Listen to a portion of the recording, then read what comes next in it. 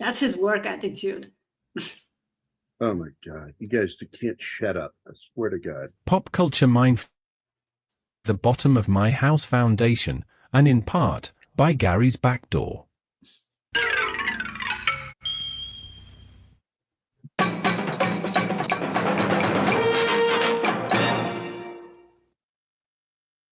That's it. That's all I got. It's Wednesday.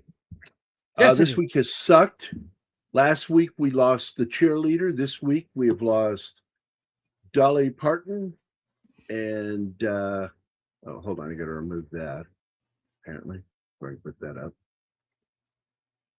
Nothing's reacting as I click on it. This is fucking great. So Dolly Parton and Tim Curry this week. They usually seem to go in threes. So let's hope not. These two are enough. Oh yeah. And even with him in his 80s, I didn't expect it. Yeah. They were both 80 years old, yeah.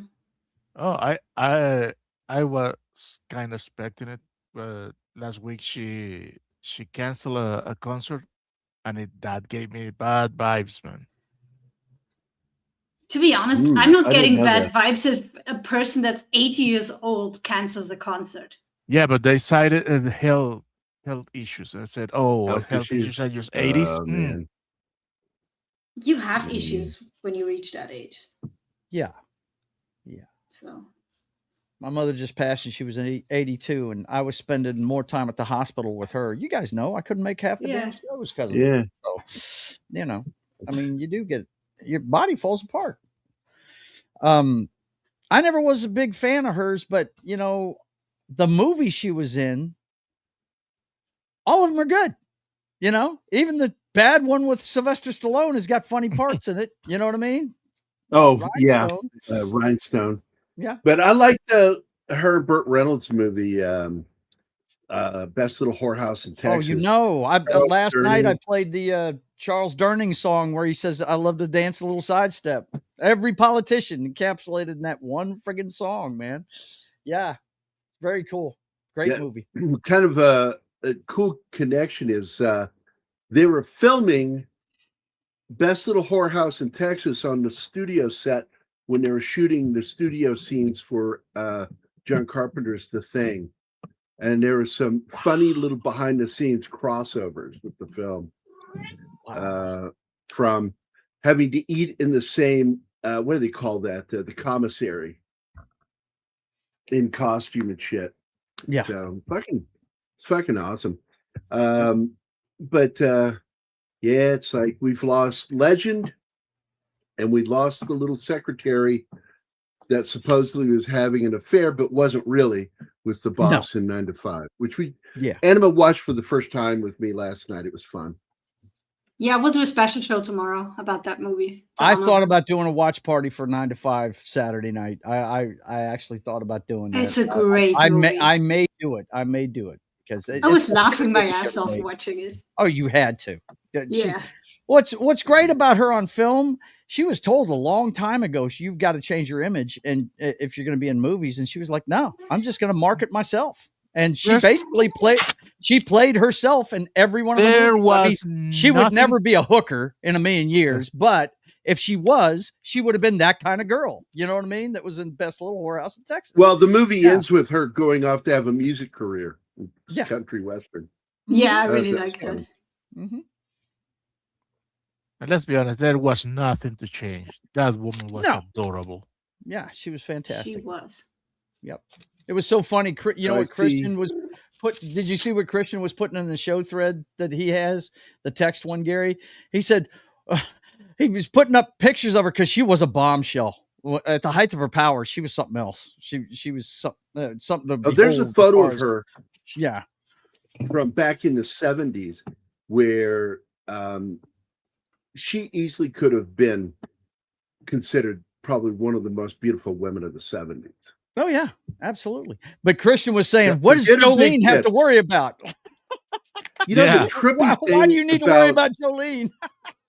Yeah. It's so funny. Well, the name Jolene came from a little girl. She met a child named Jolene. And she says, I'm going to write a song about that name. And that's the song she wrote. But, one of the things that they were talking about for years is how, like, all of her children were under 6 foot. And they're like, why are her children like so short? And the doctor said, well, nothing grows in the shade. Yeah. Ay. Well, That's my favorite come Dolly on. Parton joke. Great. Nothing. Johnny Carson. That was on Johnny Carson. Nothing Yeah. grows in the shade. And I think he was doing the Kreskin thing where he put the envelope to his head and he says, Dolly Parton's children, why are they so short?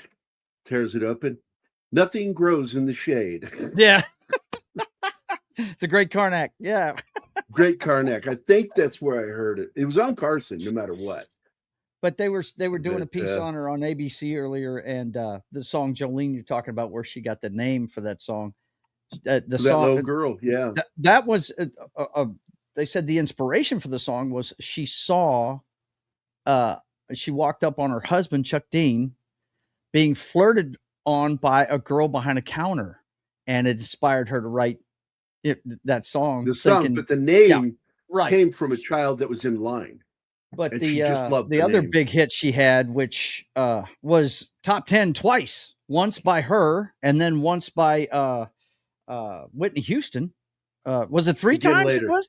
Yeah. 3 But times. I will always love you. That song she wrote for her mentor in the manager. Grand Ole Opry. Mentor and manager. Yeah. Who was can't cold remember to his her name. for years. I have to It's look not it Merle up. Haggard. No, it's not. I'll look it up. Let's see. But yeah, I thought it was cool. Her best songs are written from real life events. You know what I mean? How she felt about things. She's just she's the first lady of country. I don't give a shit what anybody says, and I'm not even a country fan. Even people Porter that weren't Wagner. country fans. Yeah, that's it. Porter Wagner. Yep. Mm-hmm. Yep. That's him. But That's the lady when she wanted to pursue her acting career. And she didn't really do all that much. She really didn't. no. Like Martin put her down for March next year, and I'm like, we've already done one of her few movies. We're going to be doing One on was Thursday. heavily filmed here in Natchitoches. Steel Magnolias was filmed here in Louisiana. Oh my God, I If hate you watch that that movie, that whole thing is filmed in Natchitoches, Louisiana. It's an hour south of me, and that's a great movie. That's probably the best acting job she ever did. Was in that flick right there. Yeah, Stallone is why that movie tanked. I hate to say it. Yeah. But If they'd Stallone put was an the unknown wrong in there, person. it probably would have done better. Yeah. Mm-hmm. Yep. He hadn't done much comedy at the time. Had he already made the mobster flick? I think this might. Yeah, I think Rhinestone was probably the first comedy he was. It was in the 80s. Yeah. Yeah. Oscar came out in between 90 and 93. Mm-hmm. Because I was in the Army. That's why I know. I saw it on post. Yeah. She acted in Rhinestone. Yeah. Okay. Mm-hmm. Loretta Lynn is First Lady of Country. Dahlia is her place of honor, though. Yeah. Tammy Wynette is another one. Mm-hmm. Crystal Gale. There's a bunch of them. Yeah. Yeah. But I don't Crystal know. Gale sounds like a storm coming in. Right. Oh, look out, man. Gale. Yeah. East Coast is getting ready to be battered by Crystal Gale. Would it be great if like all hurricanes and tropical storms were named after great singers, songwriters? Ooh, wow. You know whose name wouldn't get mentioned in that is John Bon Jovi. No. We There'd never be no have storms Hurricane named after him. Bon Jovi. Bon No. Jovi. No. But it's a perfect name for a storm. Yes. Like just ruins everything. It touches. I know there are people that like Bon Jovi. I know it. I like him. I don't can't think help he's the myself. greatest, but I like him. I was I a don't- huge fan as a teenager back in the 90s. I've never ever liked him. The closest thing to He's me doing liking power was- ballads and you don't like that. was tapping my foot to the song he did for the second Young Guns too. Young Guns That- film. Yeah, That soundtrack was good.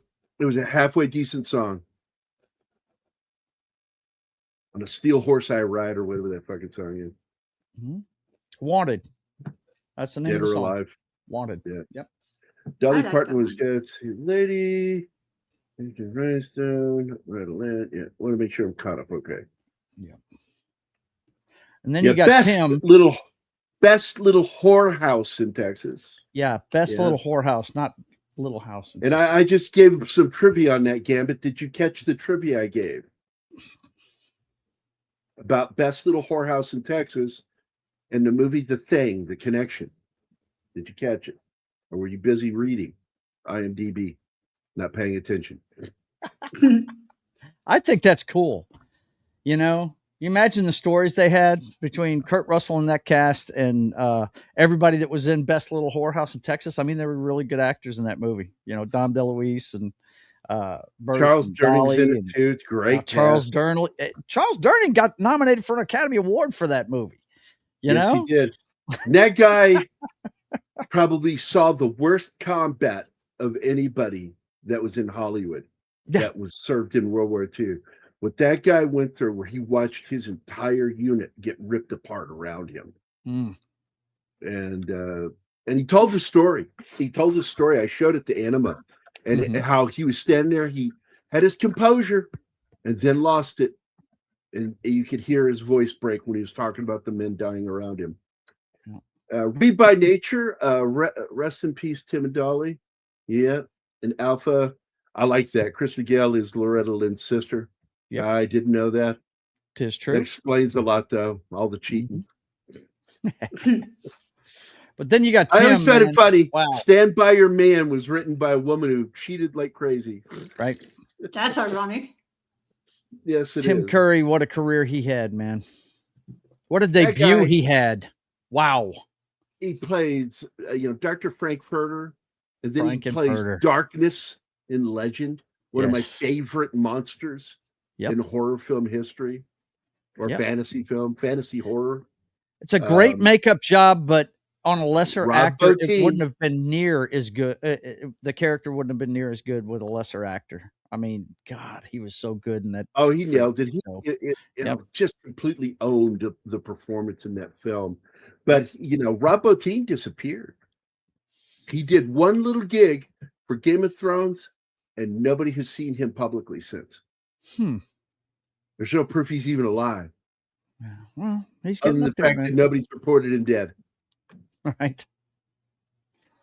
You think what's his name? Richard Simmons disappeared. Fucking Rob Bottin just retired and stopped Dropped going out in out. public. Yep. He's kind of like Jack Yeah, so he's Nicholson. doing a if good you're job staying walking around- private. Walking around in pajama shorts and ugly old beer-stained wife beater shirt and a robe wide open, dragging behind him. Like Whitey Bulger. Got a beer and a cigarette in one hand, where he drinks and then he takes a puff and he drinks again. That's Rob Bottin today. He could be. We don't know. Nobody knows what happened. There's an entire Facebook group dedicated to getting a sighting of him. Yeah. Not one since they started the group. He's become Bigfoot. Yep. Worse than Bigfoot. Doesn't exist. Like, we can't prove he even exists. There's no photos of him walking around. I mean, at least when Elvis died, you would get these fake sightings of Elvis that looked like the new Bigfoot, where he's like moving, walking, blurred. It's like, I guys, saw Elvis. I'll be back. Okay. But yeah, he went from doing Rocky Horror and Legend to showing his comedic chops in Clue. Right. Oh, I And love then- Clue. And not to mention as the linguistics teacher in Oscar with Stallone. Yeah. Yeah. Great fucking movie, man. Yep. He's in Annie. I loved He's him in in that that. one. He's in that musical. But with Carol Burnett. Yeah. Right. I tell you, he's a supporting actor, but he's in one of my top 5 favorite movies. That's The Hunt for Red October. He's the doctor on the Red October. that's totally clueless to what's going on. He's the only upper officer that isn't in on the mutiny, you know? I don't know who said that, Gambit, but the person who wrote that originally or said that originally should have a drink thrown in their face Right. for the sheer stupidity of that statement. Not a reimagining, it's a sequel to it. It's not even a sequel. It is a quasi-sequel, quasi-remake of El Mariachi. Why? Not because it was an American production, but because he had a bigger budget. He had a $7,000 with El Mariachi, and he had $7 million to make this film. Yep. And he wanted to get someone that was more heroic. Even though he kept the original dude in the film, he plays Gato in the film, shows up in the third act. He's the guy with the machine gun guitar cases at the end. Yep. Yeah. No, he wanted to make this film with more money, and he wanted to make more money. And so he's the reason why it's an American film. And it really sounds stupid when somebody says that. You know, it's an American reimagining. No, it's the same fucking guy that wrote it. The same guy, yeah. It's the same director. It as an American film. He just reimagined it that would be a little more commercially successful, right? Because it made money all over. I think one of the best things about it is it introduced us, those of us that didn't know him already, to Danny Trejo. Even though he doesn't speak a word in the movie, Danny Trejo. Remember, he's the guy with the knives. Yeah, Danny, you know who he is. She's fucking with you, Joe. He's trolling me. Goof. Yeah, Danny Trejo. I've met Danny, and biggest shock of not only my life, but of my daughter's. Because as I'm walking towards him, he's with two other people, and he's got his hair down to his ass. And I'm like, that girl's got some long hair, and then turned, and I mean, there's like the millisecond one, but where my brain went, that is an ugly woman, and then went, oh no, that's Danny Trejo, because he's so much shorter than he looks on screen. He's he's a tiny guy. Remember, I'm a giant. I'm a Sasquatch. Yeah, he's 5'4". And my daughter loves him. Something like that. Yeah. Why? Because of Spy Kids. Yeah. He's in Spy Kids as one of their uncles, Uncle Machete. And so she was like, oh my God, I got to meet him. So we walked right over to him, talked to him. And she was like, can I get your haircut and shit like that? And we were done. And as we're walking away, when we got right out of earshot, Zoe goes, I think I'm almost as tall as him. And you're about the same height. Yeah. Yep. He was a tiny. Rhonda met him at a recovery thing. He was the keynote speaker. It was pretty cool. Yeah. Recovery. I've shown you the picture before. Neat. It's over on the wall. Yeah. Mm-hmm. And she's taller than he is. Yeah. I don't know the song offhand, Alpha. Somebody would remind me what song that is. Oh, Runaway. That was one of his earliest songs. It was before he was not to be mistaken with the Run Away. Ooh, she's a little runaway. Oh, that one. Okay. Yeah. I remember it now. Daddy's girl. You can stop singing now. Okay. Sorry. You wanted to know what it was. And of course, be careful what you wish for, Gary. Be careful. I hate that song, Living on a Prayer. Oh my God. Elvis didn't die. He just returned to his own planet. Yeah, I've always said nobody would fake their death on a toilet. Yes. Taking a shit. Just no one would do nobody, especially Elvis. Nobody say it isn't so. Emilio cameos in the video. My favorite song by him is the comeback album he made where he did "It's My Life." I love that. I love that song. Ooh, that's a good song. I like that one. El Mariachi was a Mexican. Who did that one? John Bon Jovi, around 2002 or so, wasn't it? Well, Anima? wait a minute. What was the name of the song? It's My Life. Oh, I hate that song. I only hear the 80s song. What's wrong with you? It's a song that doesn't know what genre of music it is. He mentions Frank Sinatra in it. Okay. Yeah. The only version of that song I know, or with that title, is from the band Talk Talk. Yeah, it's which is a great song. Oh, which is a great song. Yeah, I do like Yeah. that one too. I don't even want to know what Bon Jovi's was on that one. Absolutely. Oh my God, it's horrible. It's horrible. You can say it's horrible all you want. I dig it. Kiss my butt. I do too. Yeah, me and Animal like Hey, anybody heard from Mephisto today? Negative. I haven't been on the socials, so.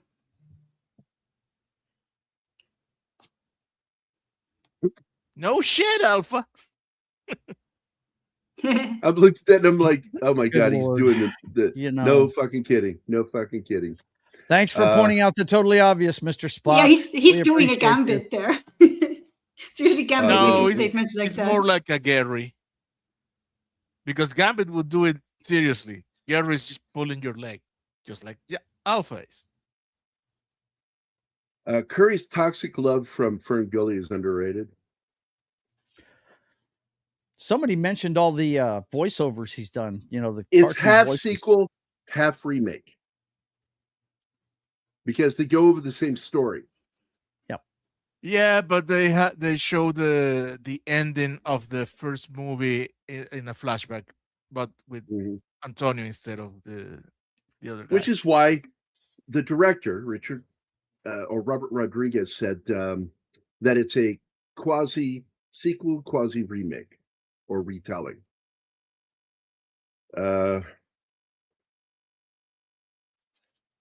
Yeah, I'm just trying to get past these fucking John Bon Jovi songs as quickly as possible. I think Rodriguez got into the habit of naming Trejo's characters after sharp implements leading up to his solo film Machete, which he was called Machete in all the Spy Kid films, and I think in another film, one of the more serious ones that they did. He took that name. Oh, he's plays Machete in the horror movies. Right, it's one of the trailers in Grindhouse. That's where it started. Yeah. Mm-hmm. Yeah, Robert Rodriguez made Danny Trejo a star, no doubt about it. He used him constantly. Above. Yep. He's all of that, Robert Rodriguez. He's a little bit punk, he's a little bit new wave. He's a little bit rock and roll. Like Billy Joel. A bit like Evil Dead 2 in terms of continuity. Very good comparison.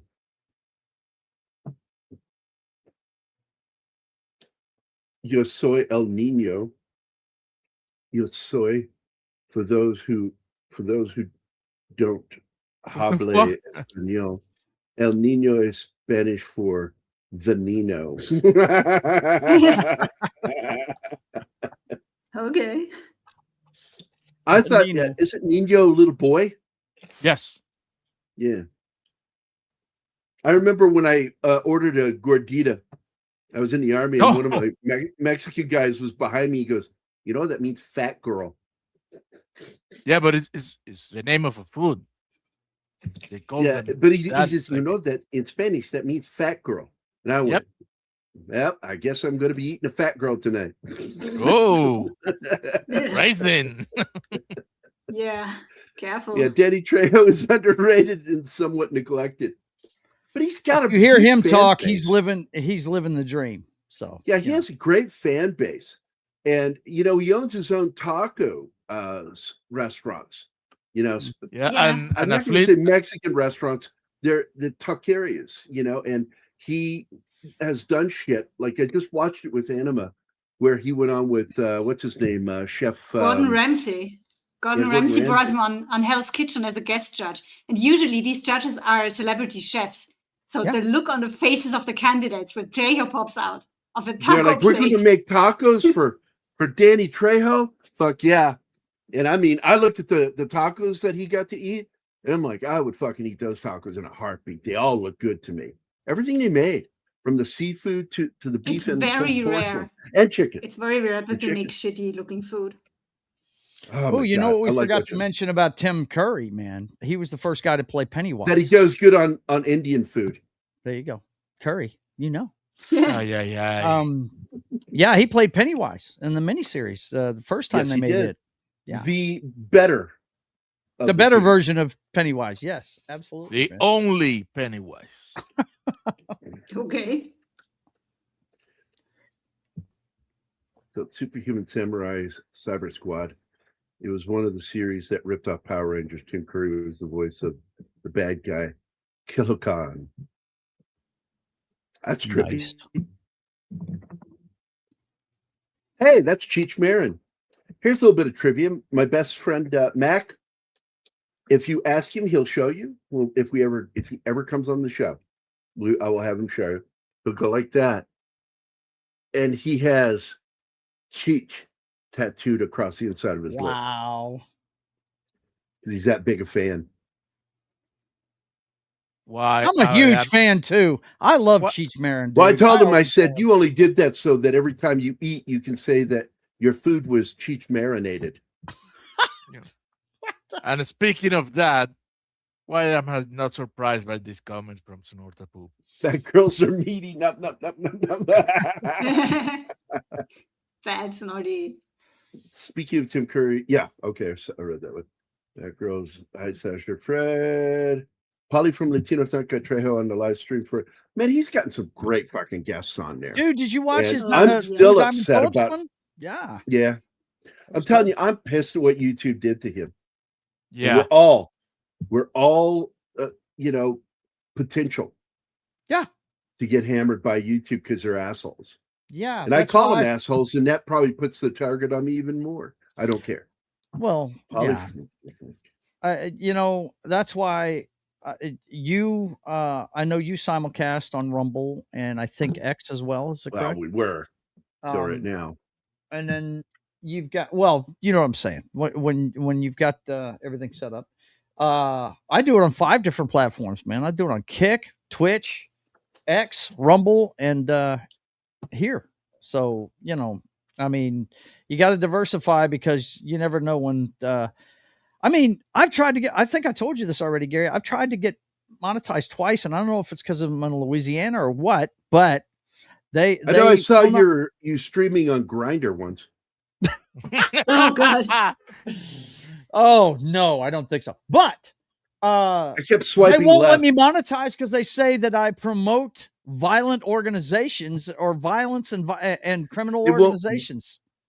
What? Yeah, I promote violence and criminal organizations. That's what twice they've told me that.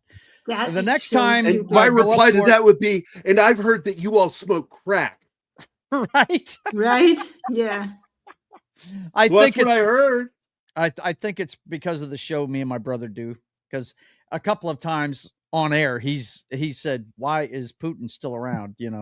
Why hasn't somebody?" I won't do that. Yeah, you know what I mean. Well, he's not a YouTuber, and he doesn't know any better. So the next time, I think it's October 8th, I can reapply. I'm gonna private all of the Brothers Hack the Matrix shows and see if I can get it that way. I got to tell you, the miniseries was better than the fucking movie. The Titanic miniseries. Okay. Oh, that I movie hate that sucked. fucking movie. How dare you take a tragedy like that and turn it into a cheesy romance flick? It was so disrespectful. Very cheesy. In fact, I think they named a cheese after DiCaprio. Foxy would not agree with you. That's a top 5 movie in her world. She loves that movie. But I still maintain that selfish pain in the butt could have saved her boyfriend. All she had to do was scoot over a little bit. Oh, yeah, she lied. Mythbusters proved that a while ago. There was room for 2 people. Yeah, but Cameron still says, no, she couldn't. No, you're wrong. Oh, fuck Cameron. Really? Yeah. We'll never discuss that film, ever, on this. Yeah. I even to hate it, I won't do it. Nope.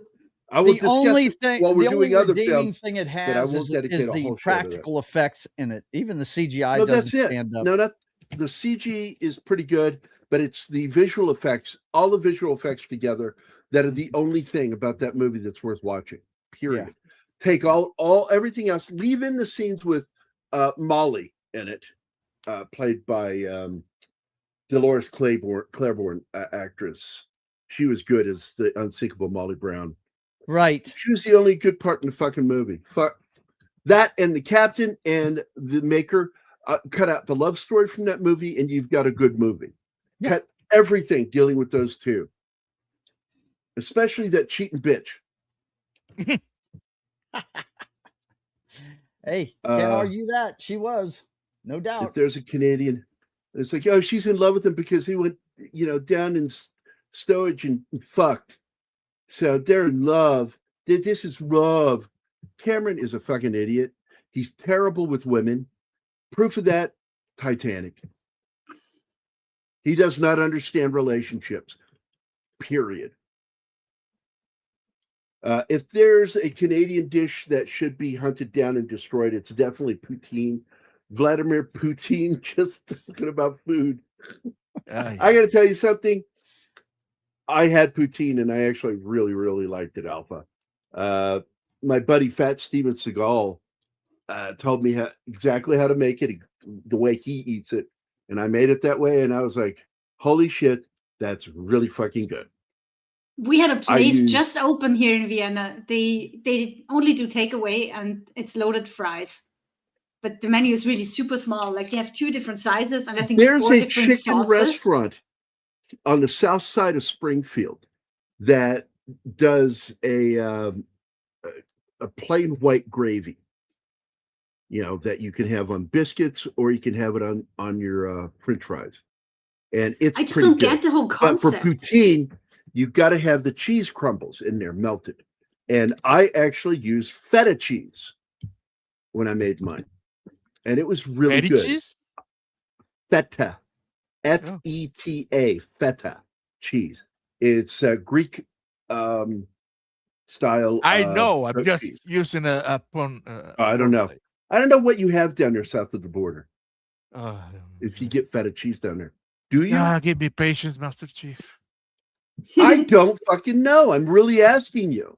Like, do you get feta and stuff like that down there? Oh, yeah. Okay. I mean, so I guess there is some culture down there.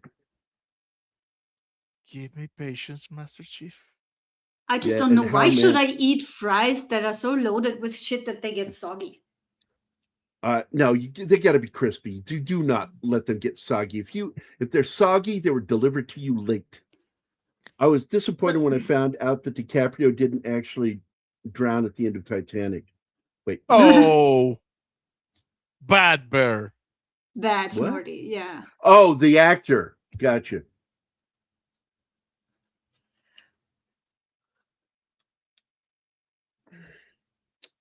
And what's interesting about Desperado is the cameo of Quentin Tarantino as the crazy drunk blabbermouth. Yeah, I did not expect him in this, because usually he does cameos in his own movies, and I knew that this wasn't a Tarantino movie. And then he just walks into that saloon. I'm like, holy shit. You know what that cameo had place? Because it was between these 2 movies in which Tarantino and Robert Rodriguez discovered that they are cousins. They're cousins, okay. Yeah. Wait, what? That's funny. What? They're cousins. The things you learn here. And that is why, from this point on, they are always collaborating and making cameos on each other's movies. That is so cool. Well, especially since just yesterday, I told Anima about Matthew McConaughey and Woody Harrelson doing research and finding out there's a really good chance that they are half siblings. Holy fuck! Half siblings. Yeah. And so not only that, but if you go look, there's a movie trailer just dropped yesterday, Brothers, with Matthew McConaughey playing Matthew McConaughey and Woody Harrelson playing Woody Harrelson as it's brothers. Really funny. And the trailer was fucking cracking me up. I love those two when they get together. I shit you not. And the stories are back when they were getting high together and shit. Oh, no. Okay. Robert Rodriguez and Quentin Tarantino are not cousins, but they are best friends and frequent collaborators. But and I'm going to say the name now the way my dad would say it. Robert Rodriguez is the cousin of actor Danny Trejo. And my dad drove me crazy my whole life, always saying that. Rodriguez. Like it's Rodriguez. You don't even have to have an accent. Just say Rodriguez. Rodriguez. Rodriguez. I wouldn't do it. It's not how he said it. It's not how I'm like, was he Mexican? Yeah. Then Dad, you misheard him. You don't even hear correctly. Yes, this is Salma's first movie, and she's hot as fuck in this movie. Thank you so much, Robert Rodriguez, for casting her. Thank you. Thank you so much. The whole world appreciates you. Salma is really, I would give credit to her for one major thing with me of giving me my first real serious interest in ass. I've always been like, I like boobs. Don't get me wrong, but I liked normal curves. But watching this movie made me get interested in what they call Rubenesque women. You know, because Ruben always painted big, plump women with big butts. And of course, the song he ended up with me. Oh, she's got a nice round butt. I like your butt. You have a pretty butt. But I wouldn't mind if you put a little more on it. More junk in the trunk. Yeah. Fuck off. But you should feel safe with that. And just go, well, if I ever do, I know he'll like it. And the answer is yes. Speaking of Cheech Marin, he plays 3 different people in, From Dusk Till Dawn. That is a movie I just told Anima about that she has to see. That was a partnership film between Robert and Quentin. And they both share not only Cheech, but the dick gun. Yeah. The dick gun appears in this one. This movie, and it's in that movie. But in that movie, you actually get to see it used. Yeah. Gary just confirmed he liked donkeys. That's right. I like them asses. Peter Paul Rubens liked big butts, and he couldn't lie. He could not lie. Martin from Barrett Head. What's up, buddy? Hayek's bare ass is visible in Wild Wild West. Yeah, the worst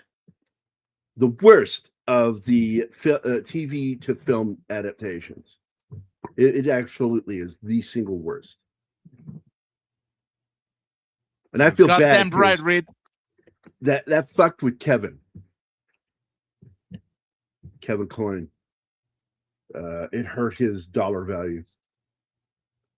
Yeah, Tom Savini is the one with the dick gun. That's right.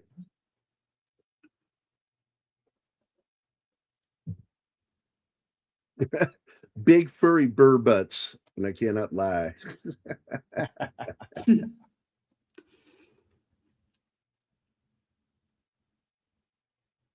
Yeah, give us some coffee or pizza. Yeah, right now we can't even fucking pay for StreamYard. We so broke. People go, man, I make a good living on this. And I'm like, I don't know how. Nor do I think I really want to. It's not just that. It's also we lost access to the affordable plan. And what they're charging now is just ridiculous. Yeah, so now it's minimum we're going to have to pay is $40 a month. And it's like, I don't use it. Can't afford it. I quit using it when they doubled the price. I'm like, you're getting too proud for that. Yeah, that's when they sold. The new company is when he sold it. Doesn't it look like he's kissing a butt right there? Yeah, it does. It's a kid, for Christ's sake.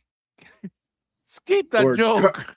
Or maybe cartoon boobs, like he's motorboating. Something. He's motorboating. He's practicing motorboating. That's it. Wait a minute. Wait. His man talk. You know, he's mentoring the child. Does he have a man bun on? No, he's got a no. ponytail. No, he's got a Ponytail. ponytail, Always a buddy. ponytail. Oh, that's just something behind him. That's Okay. just something behind him. Yeah, he's an El Mariachi. He's a man. He's wearing a ponytail, bro. Did Yeah, all you've of his seen own him in- stunts, by the way. You've seen him in that interview where he talks about that no part of his body did not get bruised doing this He movie. says, was there any He part even of your body privately- that wasn't bruised by the end of the film? And he goes, no. No, the whole thing. Because what Rodriguez did was he planned the stunts around him. He would see what he wanted to do, what he was capable of doing, and then would write the stunt that way. So he could do his own stunts. And this joke it's a retelling of another joke, but I still like it. Tarantino. Where he tells the joke to his bartender, the guy is gonna, piss in the glass and then pisses all over his bar, and then he does it, and then so he loses. He doesn't get any beer in the cup. Bet $300, and then goes to the other guys and gets $1,000 to give him his 300 on. He says, because I bet those guys that I could pee on your stools, your bar, and you wouldn't be mad about it. Yeah, you wouldn't get mad about it. Yeah. In fact, you will be happy. Gambit, You'll I be hate to tell happy. you this, but they teamed up way before those movies. Okay, they made several albums together before those. Shut movies. up, Gambit. Yeah. Come on, bro. And those albums are out from 10 behind the times wheel, better than mister. those movies. Yeah. Cheech and Chong were a stage act for about 15 years. Yeah. And then they did the movie Up in Smoke, Yeah. based off of some of their comedy. Still, to this day, my favorite joke, outside of Dave is one of the greatest jokes of all time. Yes. I mean, it made me laugh, and I'm not even a stoner. I laughed my ass off that joke. But the joke that made me laugh is the little bit they did where he's flipping from channel to channel. Tommy is flipping from channel to channel, and he comes across a World War II movie. And the scene is where a bunch of kamikaze pilots are having their briefing before going out. He says, "We kamikaze pilots, before we go out to give our life to destroy the enemy for the emperor, we will drink the sake juice, the ceremonial sake juice. Before we drink the sake juice, are there any questions?" Yes, you in the back. Yeah, are you fucking crazy? I was like 16 when I heard that. Laughed my ass off. Oh, man. I love the drive-in one where they sneak the guys in the drive-in. They have a hard time getting them out because they lose the key. Did you know that they have a cameo in a what's his name? The Goodfellas, a director. Martin Scorsese. Martin Scorsese film called not One Night. What was that movie called? With Griffin Dunn.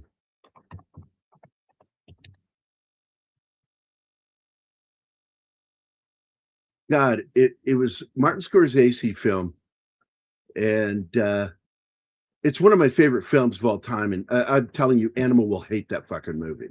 She's not going to like it. One of those. So After Hours, 1985 movie, and it is a dark comedy, and by Martin Scorsese, and Cheech and Chong appear in it as art thieves in the movie, and they keep just appearing and disappearing. He'll just run into them randomly throughout the night doing stuff.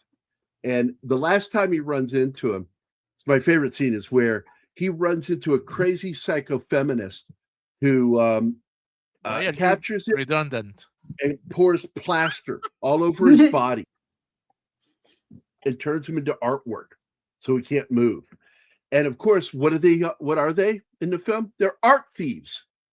So they break into her gallery and steal all of her art, including the statue that he's inside of. And they put him in the back of the van, and he's like, "Here, you hear something? I thought I heard something." Then they get in the van and start driving. The back door falls open, and he falls out and crashes on the road when they take a turn. And when he hits the road, all the plaster breaks off of him, and he stands up, and he's in the clothes he's been wearing all night, covered in plaster, and he turns, and the sun is coming up, and he's right in front of his office where he works. So he goes into work looking like shit. And it's just one of my favorite fucking weird 80s movies ever. Mm-hmm. And I've seen it, I think, about 4 or 5 times. It's not one of those films you want to watch a lot. It wasn't until years later when I saw him on The Simpsons I found out he was an effects guy. Oh, Tom Savini? Yeah. He said, "Raw, man, that's from Up in Smoke when Tommy Chong throws up in the car, making guttural noises." In fact, I always considered the opening scene of Super Troopers a nod to Cheech and Chong. Yeah. If it hadn't been for Pedro Almodovar helping Antonio Banderas to get internationally recognized by culture significantly, then his career would have gotten nowhere. Oh. Yeah. And let me tell you, Madonna played an important part in that too. Who? Madonna. Oh, No, I think Madonna. She was if I remember involved. correctly, she played an important part there too.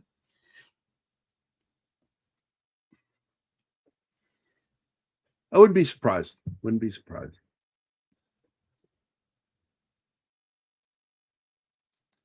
So, yeah, the actor in that is the guy from, what is it called? Oh, my God. Clear and Present Danger.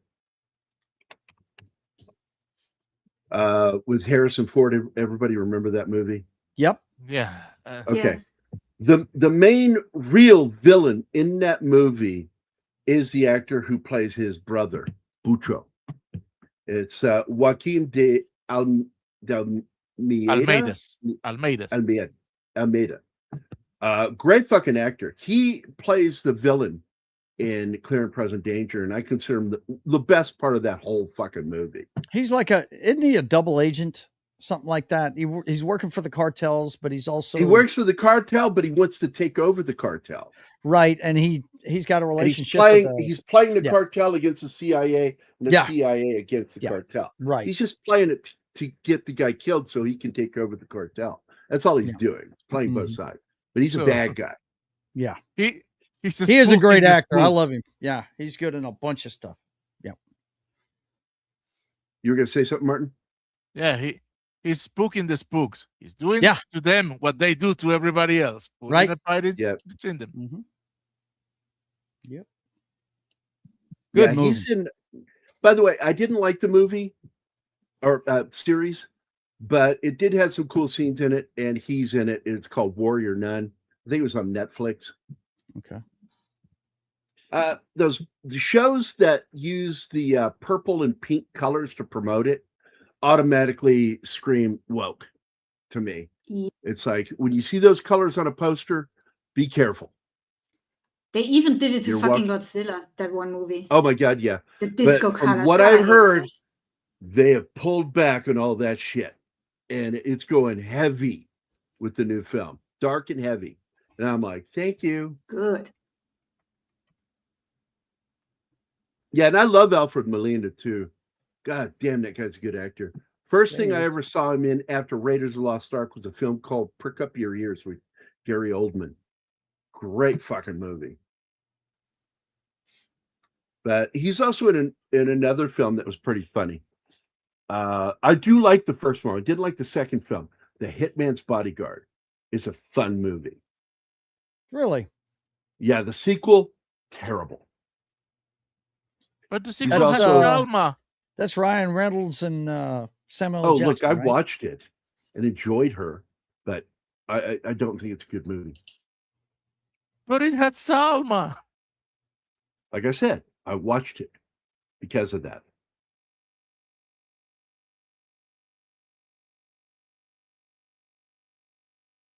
I'm looking to see if he was in anything else that we all watch. He was on Bones for an episode, honey. Oh my God. He did a voice of Roman Casaldo on Archer. He was the Get out of cartel town. He was on Archer. guy. He was a cat. I think he was the capo for the main cartel. Oh my God. He's an episode of The Mentalist.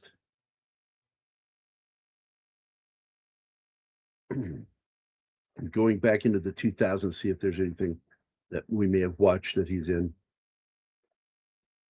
Yeah, I would never watch that movie, Che, that miniseries. Well, there are two movies with Benicio del Toro as Che Guevara. I'm like, no, not going to watch a pro fucking Che Guevara film. Fuck off. Let's see. He's in the video game Saints Row. Wow. He plays Hector. No shit.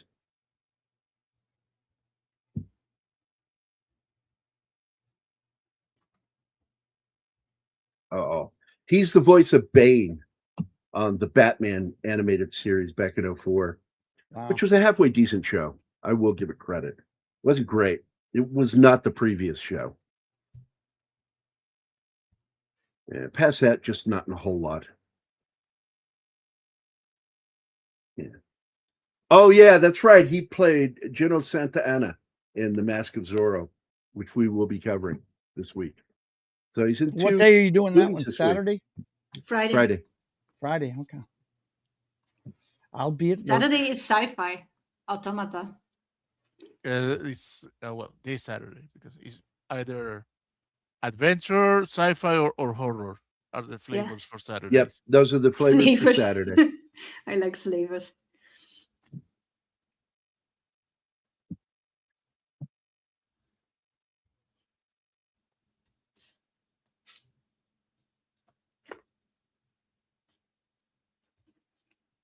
I can say that you just gave a list of films I have never seen, nor will I probably ever see. Dude, I will make my life work for you to watch those films. Those are Banderas' best films. Really? Yes. All right. And you're write missing them down, Wonder. Anima. Write them down. I'll go get me a copy and watch them. Oh, don't worry. You can copy and paste. I will. Can't. You have to put there shoot. Just send me a list, Martin. Yes, I will. I will The gladly. best Banderas movies. Oh, I'll gladly send you that list. Jesus. Have you ever heard Martin so fucking excited? Jesus Christ. Dude, I really like Over a Banderas. guy. And that combination, Banderas Antonio and Banderas. Almodovar. I get it. There he is. Good fucking actor right there. Yeah, he's fantastic, man. Love the guy. I think Warrior Nun was based off a comic. There was a bit of a backlash on the costume not being adapted right. Imagine that on a Netflix series. Yeah. Or on Amazon. Right. Or Apple. Prick Up Your Ears was what caught the attention of Hollywood due to Gary Oldman. Yep. Gary Oldman got a lot of attention for that movie, and he'd already done the movie Sid and Nancy. Like, people forgot that's him. Why? Because he was fucking Sid Vicious in that movie. Gary Oldman wasn't Gary Oldman. Gary was Sid, and so was the chick. I mean, my God, they lost themselves in that role. Yeah. Their roles in that film.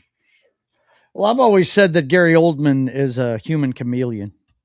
I mean, he can do anything. That good. He really can. Yeah, but for many actors, this is problematic because you can't be a movie star when you disappear in your roles. They will always just see what the makes character, him so not great. you. Yeah, I know. Mm-hmm. Yeah. I struggle with what my favorite movie with him in is. I think I'd probably, if a gun to my head, probably The Professional. I think he's a great bad guy in that movie. Yeah, he's overacting in that was great. Yeah. He is so slimy. But I got to tell you right now, Slow Horses is really I heard that's a good show. one of the best shows. They did go overly political because like it was a white supremacist group again in the latest season. Mm-hmm. And I was kind of put off by that. And Gary Oldman is conservative, so I was a little surprised by that. Mm-hmm. But Slow Horses, if you've not seen it, This is a show to check out. Gary Oldman looks so unhealthy in this show because of his performance as a guy who's a fucking alcoholic, chronic smoker. What's another thing that I would say borderline misogynist, because I think he secretly hates women. I think he secretly does, because he's been fucked over by a lot of women in his life, his character. And so I think everything that his character is in the show is completely understandable when you watch the show. All right. Yeah, read that comment. She lit that cigarette like a girl that doesn't know how to smoke. There he is on the show. Yeah, he looks like hell, don't he? Woof. My ex-girlfriend, Griselda Ellen Bear. I like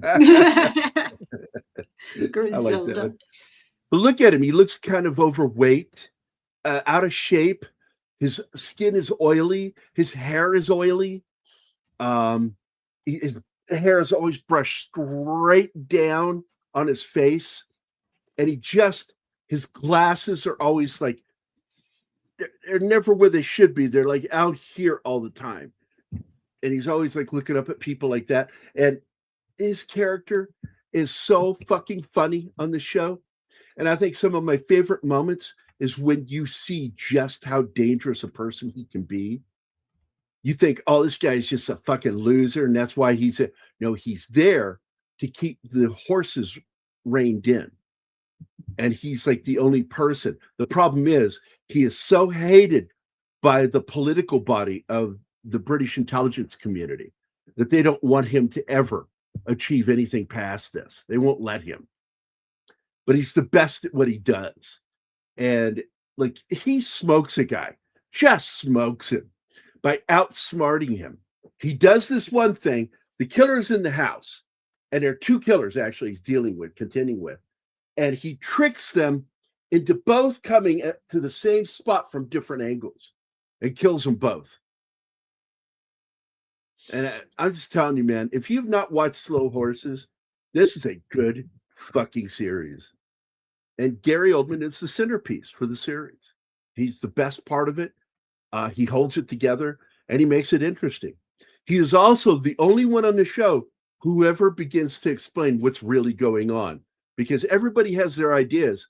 And he goes, you're close, but no, you're close. But if you put the two of your things together, what do you get? And he fucking does it every fucking season. I enjoy that show so much just for him.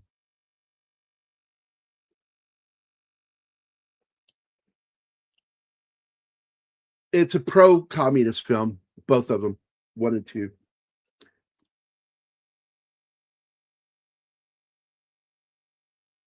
Chef's Kiss. I love Salma Hayek with her red lips and Mexican flavor.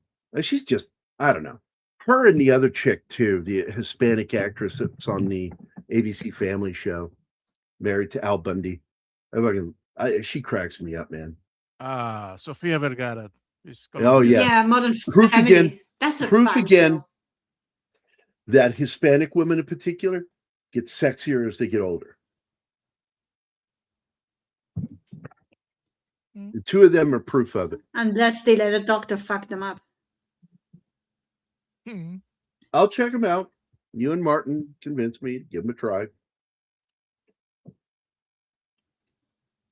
Well, we had a conversation yesterday while we were watching that movie about that his Spanish films are the best. Yeah. Well, I was talking about another Spanish actor who I like is I just forgot his name. He was the hitman in No Country for Old Men. Oh yeah. Javier Bardem. Javier Bardem. I I don't we like have a him week set up on a personal level. I do not like him as a person.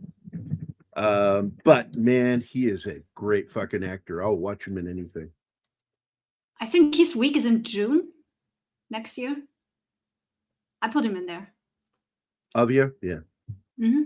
Yeah, I will gladly talk about his films, but I don't want to talk about him personally because I think he's. We don't have to separate the art from the artist. I don't give a fuck about the actors. Oldman's persons. Well, there's certain actors I will do that with, like Gary Oldman. I fucking love him, man. Oldman starred in The Birth of a Nation for a Small People Tiptoes. What? in a performance of a lifetime. Quote. In the performance of a lifetime. End quote. Tiptoes. Yeah. Gary Oldman plays a That was a dwarf. shitty thing to say. And Matthew McConaughey is in it. And Matthew had never seen the trailer. And two bears in a cave showed him the trailer and he lost his shit. He goes, "Is that really the trailer?" They're like, "Yes." He goes, "Oh my God." And he goes, "The funniest part is when people saw it, thought it was like a joke from Saturday Night Live or something. It was a skit. That it's not a real movie. How can this be a real movie?" And Peter Dinklage is in it with an actor playing a dwarf that's not a dwarf. Shut up, Peter Dinklage. He wasn't Shut offended up. then. He was just an angry dwarf back then. Yeah. That's I think the joke from the movie Elf. He's an angry little Game elf. of Thrones just went to his head. That's when he Yep. became weird. His ego got bigger than him. Gary, if you don't think those are the best of their kind, then I don't know what else is. Because I've not seen them, I can't tell you my opinion on them. Look at her jawline. She's got a square jawline, but it's gorgeous on her. Works on her. I watched the first season of it and threw me off. What's the first season of it? Slow Horses? Oh, you need to give it another try. That is a good series about because spying. I didn't really get into it. It is a great series about spying and how they spy and how the game is played inside the agency and outside of it. It's I like it. I think it does a fairly good job of being quasi-realistic in how they do things with MI6.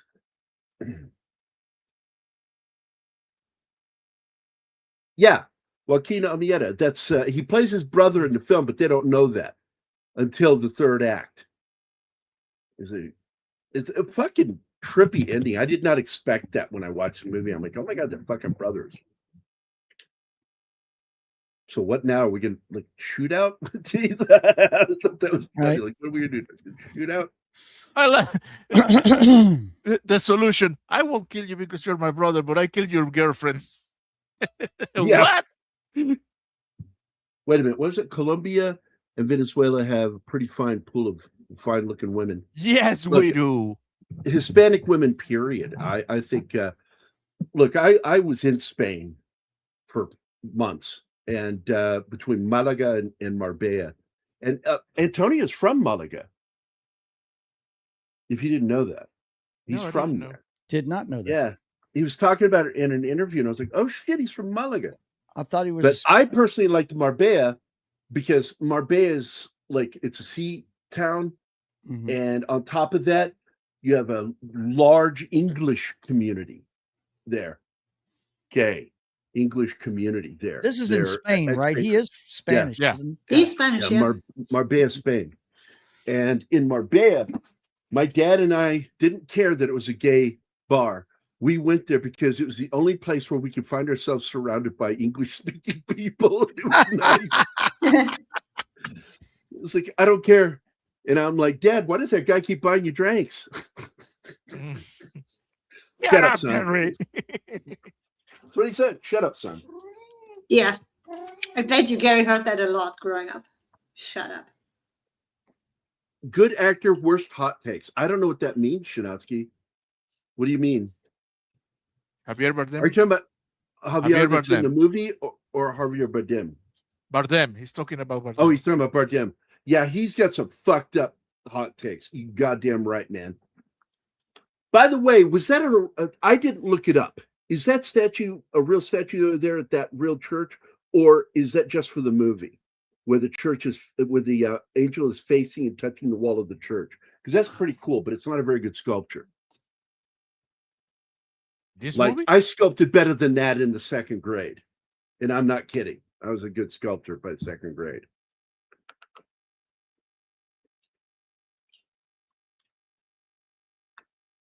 God damn it, I love this guy as an actor. I really do. I want to watch Clear and Present Danger right now. I want to just end the show and go watch that right now.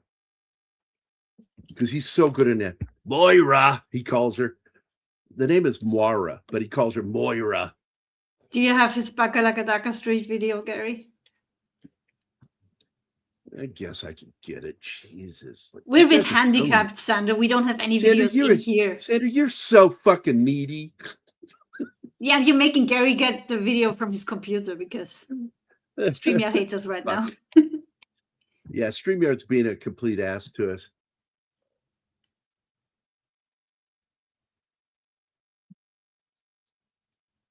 So here we go. Pull that down. I pulled down the britches to put these britches on. 5 Terrace going southeast on Bacalacadaca Street. There you go, buddy.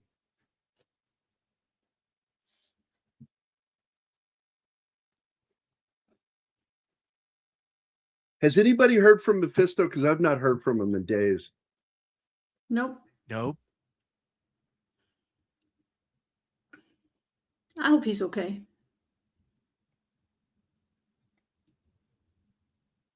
Yeah, that'll be at the end of the show. You got to wait till the end, Sander.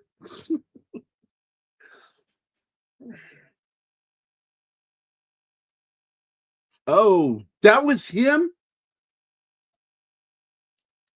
Oh, I got to go back. I have the entire series. I like Miami Vice.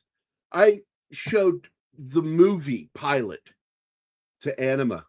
And I always love the In the Air Tonight being used on that. Yeah. But it didn't lead into the fight scene.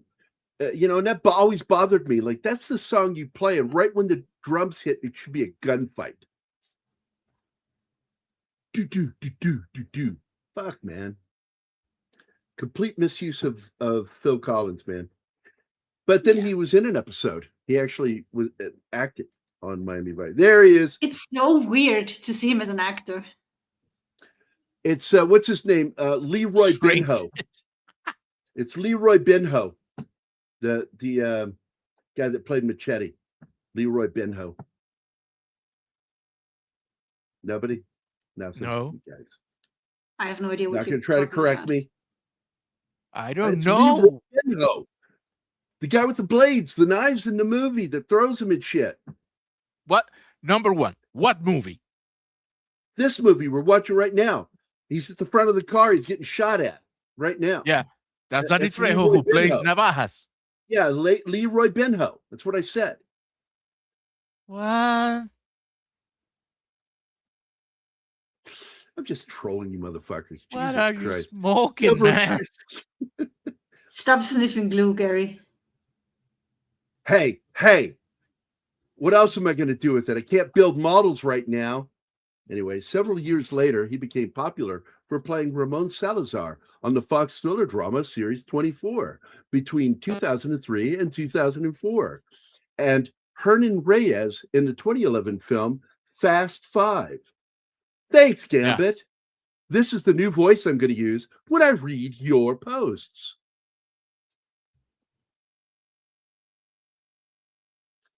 A role he reprised in 2023's Fast X. I dated a junior Miss Orange Bowl in high school, so I suppose I'm also partial to Cuban girls. Cubanos, man. Yeah. I just remember how Colombia and Venezuela used to dominate world beauty pageants. It's totally true. But I got to tell you, nobody beats Brazil for hot-looking trannies. Oh, my God. Thailand, maybe. Also, they have the cleanest waxing I've ever seen. It's called the Brazilian for a reason. It's called the Brazilian because of how many women have gotten it. Yeah. And you? What did I just walk back I into? need the Joker's clip saying, and they say my jokes are bad. Yeah. Maybe on a secret mission for the Mossad. You know who. All I know is when he's not around, I fucking miss him. It's just like Joe. We if all Joe's do. not around, I fucking miss him. I shit on him when he's here, But the minute he's gone, I miss him. I'm an easy target. That's why. Shut you up, love Joe. me. Nobody cares. See, I rest my You're just a military prick. That's it. Something for him to scrape off his shoe and laugh at. Yeah, No, I love you, Joe. I know you know do. that. I'm playing with you. What did I just walk back into? You're talking about Brazilians. What the hell, dude? Yeah, that's how many live down there. Hot women got it started. Hot Latino women. Yeah, because we were talking about Venezuelan and Colombian women are so hot. I said, hey, let's not forget, how beautiful Brazilian women could be. And hey, Brazil is the one that introduced us to those beautiful fucking trannies that had the Brazilian wax. The Brazilian wax isn't because it's from Brazil. It's just how many you have. It's a Brazilian. Oh my gosh. You see? By the way, you didn't miss much, Joe. Yeah, those were the jokes I made for you, buddy. By the way, I fucking hate whenever I see anybody do this with a gun. Oh my god, the shooting is so goofy in this movie. Like, how can he even aim? Crossing the guns. You can't. And He's what's doing with this shit with stupid his arms O-face? in front of him. He's doing Yeah. this with his arms in front of him. Like, what the fuck are you aiming at? It's bullshit. And he always makes this. Now, I stupid like the O-face. bar But it scene. looks cool, man. The bar Guys. scene made sense because he emptied the one gun, or the gun in his right hand was a double barrel shotgun, little sawed off. Empties that, so all he's got left is the I think it's a Smith and Wesson that he's shooting with the left hand, and it's automatic. And then you see him constantly cross like this. Yeah. That you can do, but the shit here. It's You're a blinding yourself. movie. Okay, it looks Dude, cool. this- he fires that This is double the- barrel so off like 5 times It's a in a pistol. row. Yeah. Yeah, like how many shots were in the goddamn thing? The whole bookstore joke fucking killed me. I laughed so fucking hard. Yeah. When it catches fire and she's like, I got to get my books. And he goes, fuck the books. Let's get out of here. We're all gonna die. They're gonna burn up anyway. They get to the roof and he goes, okay, well, at least we got the money. He goes, what money? The money you got from all the coke, the heroin and all that shit. And she's go, no, it was inside the books. She hid the money in the books and it's all gone now. Yeah. I fucking laughed my ass off. I'm like, that's you mentioning that was like while they're on fire, not afterward. I love the soundtrack being heard in the episode Brothers Keeper 2, in the air tonight. CCH Pounder was in Miami Vice around the same time. Yeah, she was kind of coming up around that period. Chickless too. Chickless is one of those weird dudes because I remember when he did the commish, like he's playing a character getting close to his 50s and he's in his 20s. Yeah. He's always looked because old. he was bald and he made him look older. Mhm. The balding. And so he played a character 25 years older than him. Pretty sure he when he played Belushi, he had a wig, I think. And I never watched that because Wired is a bullshit book. It's a fucking lie. Yeah. And I don't want to watch the movie based on it. But I did watch the Saturday Night Live movie because it was pretty accurate and it was fucking funny as shit. Yeah, it was. It was good. It was good. Oh, wait. What's this? Wait. These kids in the film are all old now. Yeah, they're fucking in their 40s. My phone's listening. I'm getting notifications about hot Latinos in my area. Woohoo! I remember Diagnosis is- Murder with Dick Van Dyke. Good show. The question is, besides Latino, are there shingles? Look, I fucking love the fact that, and I'm just telling you, there's no way those things fucking worked. But it's still fucking cool to watch the machine gun guitar cases and the fucking rocket launcher one. And he's always doing that fucking leg out pose, sliding that leg out. So fucking funny. Because Rodriguez likes anime. And let me tell you something. This is a sci-fi movie because only in a sci-fi universe you see two Automax in the same town. Okay. Yep.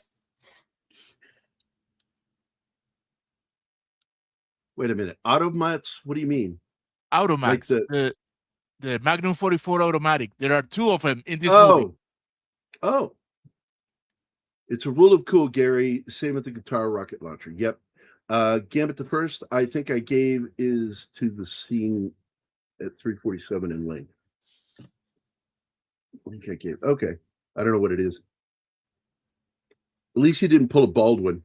Oh, ouch. Chickless was born bald and grew balder as he aged. Some people are born old. It's a fact. No, dude, this is a good movie. I've talked about it. Mel Gibson produced that movie. That was his production company that put that movie out, The Three Stooges. And Chickless played the part of Curly Howard. And it's such a good fucking movie. Casting was spot on. These guys were so good in their roles. And that movie made me cry so hard because not only did you have to deal with Curly's stroke, you had to deal with Shemp dying next. And that's when they had to bring in somebody not related to them was, what is his name? Oh, I forget his name. God, he was such an annoying actor. Actor who took Shemp's. And for a while, they had what's called fake Shemps because Shemp was gone. And he'd already shot some footage for two or three films. So they had actors putting on wigs, pretending to be him in scenes where they shot him from the back and shit. But they brought in this guy that was terrible. They couldn't do anything with this guy. If they made physical contact with him. Joe Besser hated the Three Stooges kind of comedy. He did not want to be there. And I'm going to show you this guy. Oh, you guys, the way he talked all the time. Let me see if I can find. Here we go. Joe Besser. He was the replacement because Curly was out due to the stroke. And then Shemp died. And he had an aneurysm, didn't he? don't know. Not sure what happened to him, dude. Don't know. It's just fucking awful that, Mo had to deal with two of his brothers like that. Yeah, that's pretty awful. But Joe Besser, okay, pull down the video, and here we go. This is Joe Besser. He took Shemp's place after he died. And they still finished his movies. And then they started using Besser. And Besser was not into the shenanigans that they would do. And did not like it. And he got replaced eventually by Curly Joe that stayed with him all the way through the movies. Like when they went up against the Martians and shit. Parrot Head is signing off, Gary. See you later. Bye, Parrot Bye. Head. Take care, Parrot Head. See you later, brother. Work. How boring. We are way more fun than work. Yes.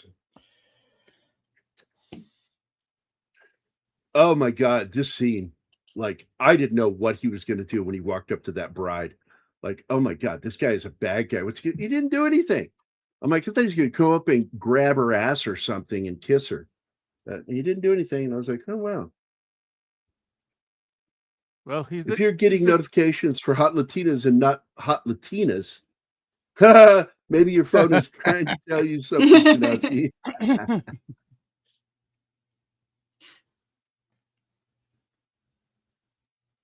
By the way, the only gratuitous sex scene in the film I didn't mind because they both have really nice asses.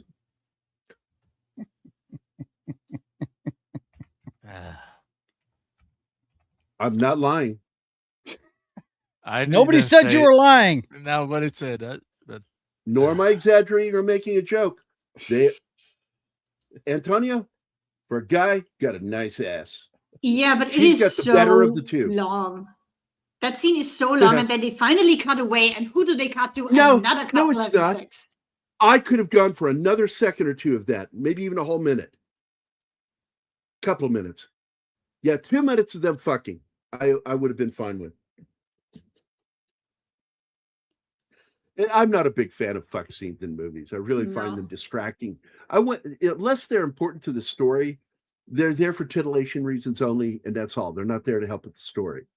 But when you've got somebody like her being banged by somebody like him, I'm not going to complain much. Really not going They to probably enjoyed doing those scenes too. Well, she is smiling there, and that looks real. They look like they have good chemistry.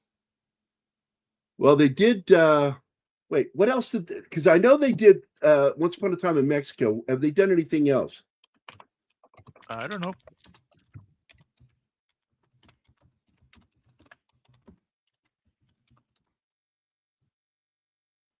This, I like how by mere accident, the slideshow captured this, in which her silhouette blends with the guitar. Oh, they did. And I can't see Wife's anything Bodyguard because of the filter. Gary. And it lasts for a second.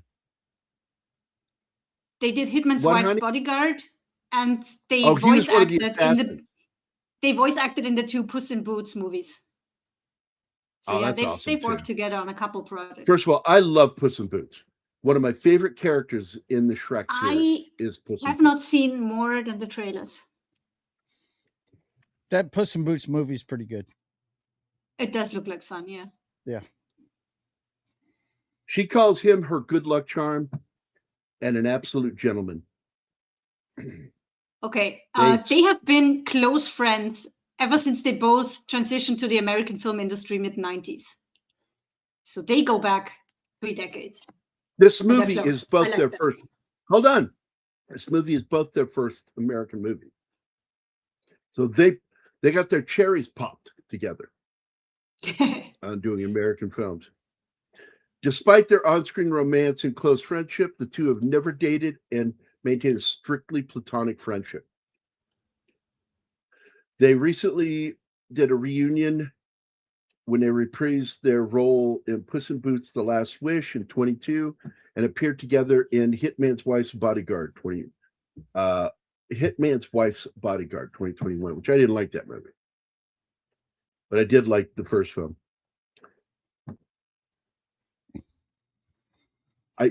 I don't know what we're talking about there now. We've talked about so much. Yeah, I don't know. I don't know what he's talking about. Curly Joe Dorita. Is that anything like the corn chip?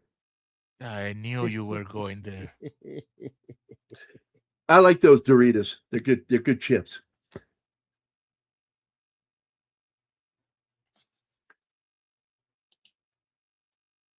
You know, guitars were made for loving. You can tell because they have a hole. Oh, Okay. Yikes. Oh man, she's making you horny. This is a cool scene. He's trying to figure out which one to aim at, and he's trying to track them from like different angles, like trying to track their movement. And she's like singing, just like into what she's doing right now. No idea. He ends up And he's aiming got both it- guns at her face. Well, because She they're doesn't right even know behind, it. right I know. behind her. And oh my god, that's so fucking So funny. he has to knock her down to take the shot. Well, it didn't do well, and I fear that as much as I like Johnny Depp, I think the movie was damaged by Johnny Depp being in it. The way he was in it. They should have focused all on Antonio. And just like Depp's in it. Yeah, they They kind of focused too ham-fisted heavily. him into it. Yeah. You And could so take it him kind of- completely out of the movie and it wouldn't make a difference, you know? Yep. That's not good. And that's a shame because I like Johnny Depp. He's good in what he does, but I do too. they just shoved him into this movie. My favorite was when he reacted to shit in his bed. That's a good performance in court. Are you looking forward to Ebenezer? She did him Like, dirty. you Oh, know yeah. that if that ever happens in a movie with him, it's going to be pure method. Oh yeah, it's gonna be funny. Are you looking Only forward to Wesley Ebenezer? Snipes. Only Wesley Snipes uses his own life for his Joe, dialogue. I can't wait to see him in Ebenezer. Yeah, That trailer looked it so looks good. good. Yeah. Humbug. Although the poster's Humbug. stupid. The poster Yeah. is stupid, yeah. But the trailer looks good. Before he was Scrooge. It's like, well, yeah. Scrooge is his he's name. been Yeah. Scrooge his entire That's life. his name. Exactly. Ebenezer Scrooge. Like, what do you mean before he was Scrooge? He was Ebenezer. Well, yeah, Ebenezer comes first in the name. It's Ebenezer Scrooge, but he wasn't Ebenezer before he was Scrooge. It's just a pretty fucking stupid. fucking movie poster. And I hope people called him on it. Like, who wrote this? Yep. There's a neat clip from Graham Norton's show of Antonio bouncing a rapier on his foot. I think Salma was there too. Got to go look for that after this. I do have to tell you, worst gun handling I have ever seen in any film. This movie. Constantly. Everybody handles the weapon so incorrectly. Their loading is terrible. It's awful. And those napalm hand grenades, my God.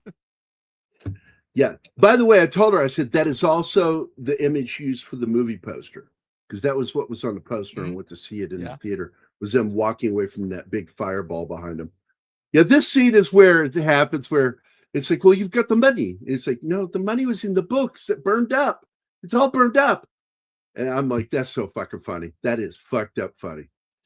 Talking about the Spanish movies I had seen before, and that maybe, Gary, you would like to watch for yourself. Yeah, that's one Martin want me to watch. Yeah, I get it. I watch a lot of foreign films, just so you know. But you wanted to wait until you've had an opinion about them, remember? What? Do you remember the time we tried to remember the time we couldn't remember remembering? Wait, Gary. Remember?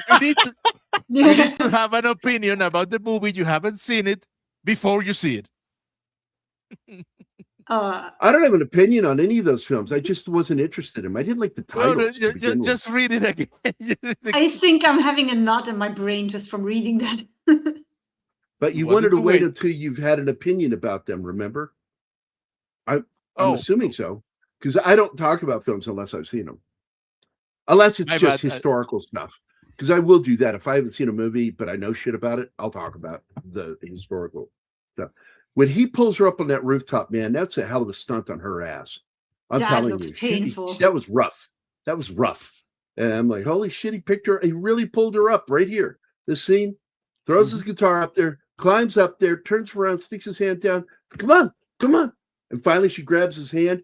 And instead of pulling up where she helps to come up with her feet, he just pulls her fuck up.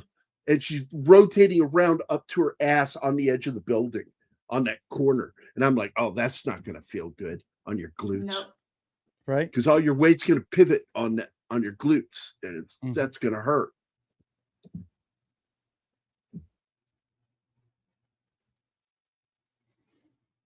You should look up Depp introducing Irish comedian Ed Byrne as Jarvis Cocker. Byrne wasn't too pleased. A lot of comedians aren't great at taking jokes. I think a majority of them are pretty good about it, but there are a few that don't handle it well. They're too soft and sensitive. And the best comedians constantly make a fool of themselves. They're the funniest. You have to let go of your ego and your pride when you're going to do comedy. And go out there with an ego, you're going to get crushed.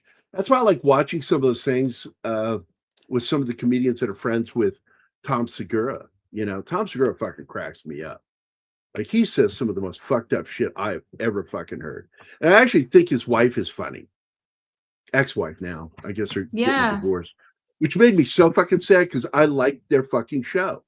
They did. I was shocked when I found out that they're splitting. Yeah. Johnny Depp can do a spotless British accent without faking it. For example, in Pirates of the Caribbean. Well, there he's doing an impression of somebody. And he does spot on English accents. But somebody that shocked me that can do it, in pure imitation again, is Chris Pratt. Oh yeah. Because he's a big fan of Coronation Street. And on Graham Norton, he started doing a scene from Coronation Street. Or no, not Coronation Street, Westies. The show about it's the English version, British version of Jersey Shore. And he started talking like one of the characters. And everybody lost their shit. And I've never watched the show. I have no idea, but they're losing, going, that's spot on. Chris Pratt is good at everything he does, and I can't wait for season 2 of Terminal List. Me either. Did anybody watch his one that came out all the way back in January? Lone Wolf, yeah, we watched it. Was it any good? No, we haven't watched Mercy Yeah. yet. That's the sci-fi movie where he's a cop that helps bring about. No, the he's AI. talking about Lone He's Wolf, on trial. the spin-off. He's on trial in it. Yeah. Yeah, we're talking about the movie where he's on trial. Yeah. For murdering his wife. That movie. We haven't seen it yet. And he's got what, 72 hours to prove his innocence, or he's going to get whacked or something. And Amanda Richardson plays the AI judge. No, it's Rebecca Ferguson, buddy. Oh yeah. What did I say? Yeah, it's Rebecca Ferguson. Yeah. What did I say? Amanda Richardson. Yeah, wrong name. Somebody I'm not sure if I even know. She's an English actor. Okay. I don't know who that is, but I know who Rebecca Ferguson is. I dig her. Everybody does. I think she's awesome.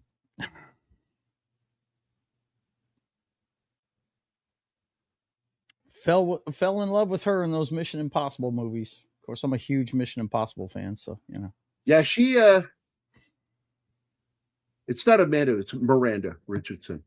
And she's a good actress.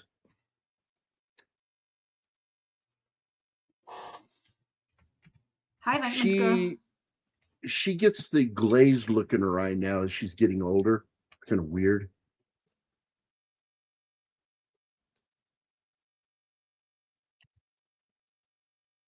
But Miranda, God, I'll try to name something that you might know her from.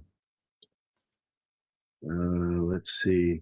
She was in Sleepy Hollow. She played Lady Van Tassel and the Crone, the witch. She was Jude in the movie The Crying Game. She's with the IRA. I'm looking at pictures of her now. Yeah. She's on the show Good Omens. I liked season 1, but I'm not interested in watching any more of I've it seen since her in a few things. they went woke. She's been around a while, man. Yeah. The cast went woke online, and I just lost interest in watching David Tennant. I don't care what he does now. Yeah, he was so pro the the gay conclusion that doctor. going woke kills your show. It's so He stupid. became the penitent doctor. And by the way, Anima said it. Oh my God, her fucking hair is incredible. Oh, I'm so jealous. Latino hair. There he is. Gorgeous. That's the original mariachi. El Mariachi. Yep. That's the dichotomy. Some love self-deprecation, but on their terms. If it's from another person, then it becomes an issue. I heard Ronnie Corbett was the same about his height. I got to tell you, man, some of them are they have fucking tender spots. And if you fucking hit it, that's why don't go to a fucking roast unless you're prepared for that shit. You gotta be tough, you know? And look, I'm not saying it still doesn't sting. I'm sure there are comedians that fucking walked away going, God damn, man, did you hear what he said to me? I mean, oh my God, the guy from the Family Show where the dad and his brothers are raising the daughters in that house from the late 80s, early 90s. Full House. Okay. I remember that. The good-looking guy, the brother, the good-looking one. He John Stamos. Drums for the Beach Boys still. John Stamos, man, they did that roast for him. And the guy looks at him and said, hey, how's it feel to have your woman stolen from you by the fat kid from Stand By Me? That's gotta hurt. Oh my God. Like, I was like, what? I would never make that fucking joke. That's like way too far. But he did it. And the other one that killed me is the master of ceremonies in so many of those roasts. He's bald now, shaves his head because he's lost a lot of his hair. He's got that voice, real gruff voice. He says, I wouldn't fuck you. And he looks over at the actress that played Maud, whatever her name is. I forget her name from the 70s TV series. Yes. B. Arthur.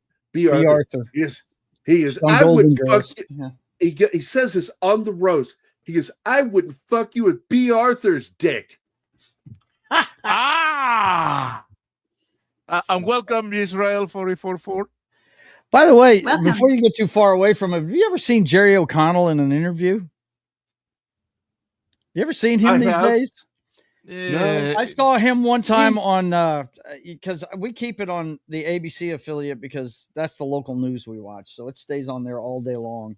And I saw him once on the Ripa show, Kelly and Mark, and right. He said, "Yeah, I got to watch what I say in my house, man, because those girls will beat me up if I say the wrong thing." Because apparently he's based as fuck. No, he said no, they physically attacked him. Yeah. They physically attacked him when he criticized Biden. And Kamala. No. When Kamala lost, because he said that choosing Kamala was a tactical mistake from the Democrat like I said, he criticized, and they physically attacked. He admitted to it on Bill Maher, Bill Maher's show, and like you need to go to a shelter, right? You should. Nobody should have that done to them, man or woman. Nobody. Like if they physically look, everybody knows it that Anima beats me, but I deserve it. I worked really hard because I got to tell you, in my own weird way, she hits like a child, and it turns me on a little bit. Oh my God! Shut up, Gary. Just shut up, please. You are making everything weird today. Everything. You're in rare form, bro. That's my fucking job. As host, making a panel uncomfortable. Yeah, you're good at that. Look, I'm not uncomfortable. I'm just like, oh man, really? I like to make you are not the one he's saying these things about, Joe. I understand. The fact is, she likes hitting me, and tell me you don't enjoy that. You like smacking me when I say shit to you. Some people are like that. My niece is like that. She beats on. It's not a kink with me. It is not a kink with me, but I do get a kick out of it when you hit me. I think it's funny as shit when you do it. You had the funniest reaction because when it happened the first time we were doing a show, I was sitting next to you. You said something dirty, and I just hit you. And you were like, "Did you see that?"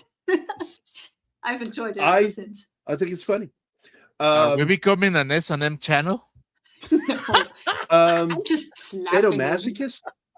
I don't know. I guess sort of like S&M. Anyway, I pause here for a reason because that's the Desert Eagle. Yep. At this point, it was just becoming known. Yeah. And there are two versions of it. If you look at the size, the lumen on that barrel, you can actually tell that is the 50 caliber ACP. Oof. People Big think gun. 50 caliber, that's the BMG. And I'm like, no, the 50 caliber BMG would not be that small. It would be a much bigger gun. And they finally do have, it's referred to as a 50 caliber BMG handgun. Yeah, I've seen it. I would not fire it. I want to be able to use my hand. I don't want to do more damage to my wrist, my hand. Because I have enough nerve damage now. I don't need to break them or cause stress fractures from firing a high caliber weapon like that. Like when you're firing the Barrett, people don't understand there's a shock absorber system on that fucking rifle. Yep. Okay. Not with that fucking 50 caliber handgun that they've got. I watched it because, like, I don't know if you watch any of the shows. Animal watches some of the shows with me. The dude that's running for state senate, I think, down in Texas, has a good one. He's the one who does the AK-50. No, he does guns, but he also does videos of people Brandon Herrera hurting or killing themselves. Yes, that's him. Yes, well, and I think he's fucking great, dude. I fucking love him. Well, he made that. When I find out this is another one where you watch your favorite comic book character team up with another one. That was so exciting. Now you start seeing things like Sean Ryan hanging out with Mr. Ballin, hanging out with the dude from What Files or the Y Files, and then the same thing with Donut Operator. I've been a Donut Operator fan Donut for 5 fucking years, and he hangs out with Herrera. It's like his best fucking friend. Oh my God. It's like YouTube has become the new comics for me, where I get to see my team ups. Look at that face. Looks like a sex doll. Oh my God. God damn it, Gary. Everybody thinks it. I just have the balls to say it. No, I wasn't thinking that. No. Neither was I. Fuck you. We are of course you're claiming deny heterosexuals. We were not thinking that one bit, sir. The only thing I kept thinking is that Banderas, every time he fires a gun, makes an O face. Yeah, he does. He does. Now that I think about it, yeah, he does. Shit. Gambit, why are you bringing that movie up? Which one? Oh, come on, bro. Cruising? Well, he hasn't named that director in a while, remember? Or Querelle. He hadn't talked about Querelle. That's right. She played Queen Elizabeth the First, as I recall, right? Queen Elizabeth the First in the Blackadder thing. Yeah. Here is Reed with a very important question. Why do your sex dolls have beards, Gary? Hey, we don't judge here. Who doesn't like a little tickle when they're fucking? Oh my God. I cannot defend you any longer, boss. I'm sorry. Oh my God. That's good. Oh. You know what pissed me off in this scene? Is he didn't say to the dad what I would have said to him when he walked by him. Yeah, this is your fault? No. Anima, tell him what I said. I don't remember. You remember? I said, No. Get a fucking job. Oh, yeah. Making your kid go out. Get a fucking job. Yeah, because the Start dad your is own using business. his kid as a courier with that Yeah. guitar. He's a mule. Smuggle His drugs. son is a fucking mule, a local mule. Just so his dad can sit at home and watch TV all day. And by the way, He's a fucking asshole. you can actually get love dolls from the 70s and 80s that also have beards down below. Why are we talking about that? Because it's on screen. Yeah, Reed started Someone that. left it up there. Somebody left No, it up there. Gary started it. Gary started it. Now, look, come on.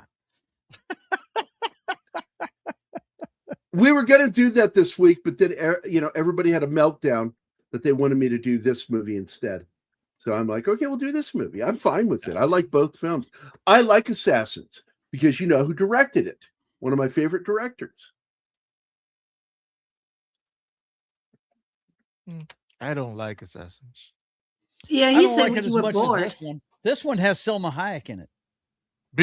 Well, I still like the other one because it's got Antonio in it, it's got Stallone, and it's directed by Richard fucking Donner. I understand, but this has Salma Hayek. That trumps everything you just Now, said. the Stallone film that I liked better is the other film that he did that was very similar in plot. Takes place in Miami. They've got Miami Sound Machine featured in the film, and the villain is played by James Woods, and he's in the second Batman film with Christopher Nolan. He took over for Falcone with the Joker. He's the one that Batman drops from the fire escape. Marin. Eric Roberts. Yeah. Yeah, he plays Eric Roberts. Thank you. Eric Roberts is in it. And Eric Roberts is slimy in that movie, man. Eric And Roberts it's is a really good actor, man. God damn right he is. Look, it sucks that he was a drug addict and a boozer. Right. Yeah. You know, during that time. But he's cleaned his life up. You know, he says that he's made amends with his daughter, but was not invited to her fucking wedding. Yeah. And I'm that's like, sad. what the fuck, man? Right. What the fuck? My favorite movie with him in it's Runaway Train. I love Good that movie. Him and Yep. John Voight. Mm-hmm. I like Fantastic movie. the best of the best. Yeah, that's good too. Then there's that other film with the other Roberts, his sister, what's her name? Julia Roberts, that was also like that about a runaway train called Runaway Bride, where it was a bridal train. Does anybody know what that is? Do any of you fucking heathens even know what a bridal train is? Yes. No. Joe, thank Yes, you. I do. No. The longest one I ever saw. The woman was, I love is a heathen. Princess Martin. Diana. Her train. It was pretty goddamn long, if you remember. Yeah. So, It's the big, long thing that goes back from At the the wedding. end Oh, of the you dress- call it a wedding train in dress. English. Okay. Of course I know That's what that what is. it's called a over bridal here. train. On this side of the pond, it's called a train. Yes. And when she's Runaway Bride, technically they could call that movie Runaway Bridal Train. Right. So it'll be Runaway Train, Runaway There Bridal you Train. go. And it's got another And see- Roberts in it. Since you were Yes. shitting on me, Gary, you know there's zero chance of me wearing such a thing when we get married. Fuck that. I don't think I care what you're wearing.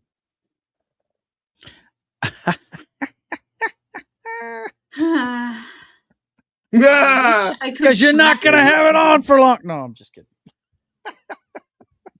I told her, I said I'm going to grab her like Shrek and throw her over my fucking shoulder. There you I go. told you room with her. I told you I had a dream that you would just grab me, throw me over your shoulder, and march back to the house with me. That's all I'm going Like to do that. with you. I'm going to go, mine! Just grunt and run off. There is no Gary, only Hulk. Smash. It's Yeah. more like the Frankenstein monster from Young Frankenstein. What sucks is that it's going to be a winter wedding because we only have 90 days once I get to the United States, and things are taking so fucking long. And I really wanted to rent a cabin on the lake and go there with our closest friends. Well, we might Oh my still be God, able to, Jason. but So Jason is gonna came out of the lake. yeah, when you start hearing this sound, get the gun.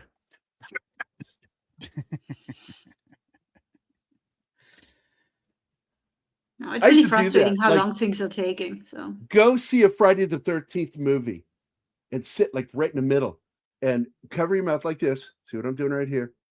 And just start going, cha, cha. And people go. It's funny. You will see people like look up. They're looking up at the speakers. Like, did I hear that?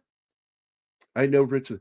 I got a teacher so pissed once because I discovered I have TMJ and I can actually make an audible popping sound with this tendon right here on the side of the jaw.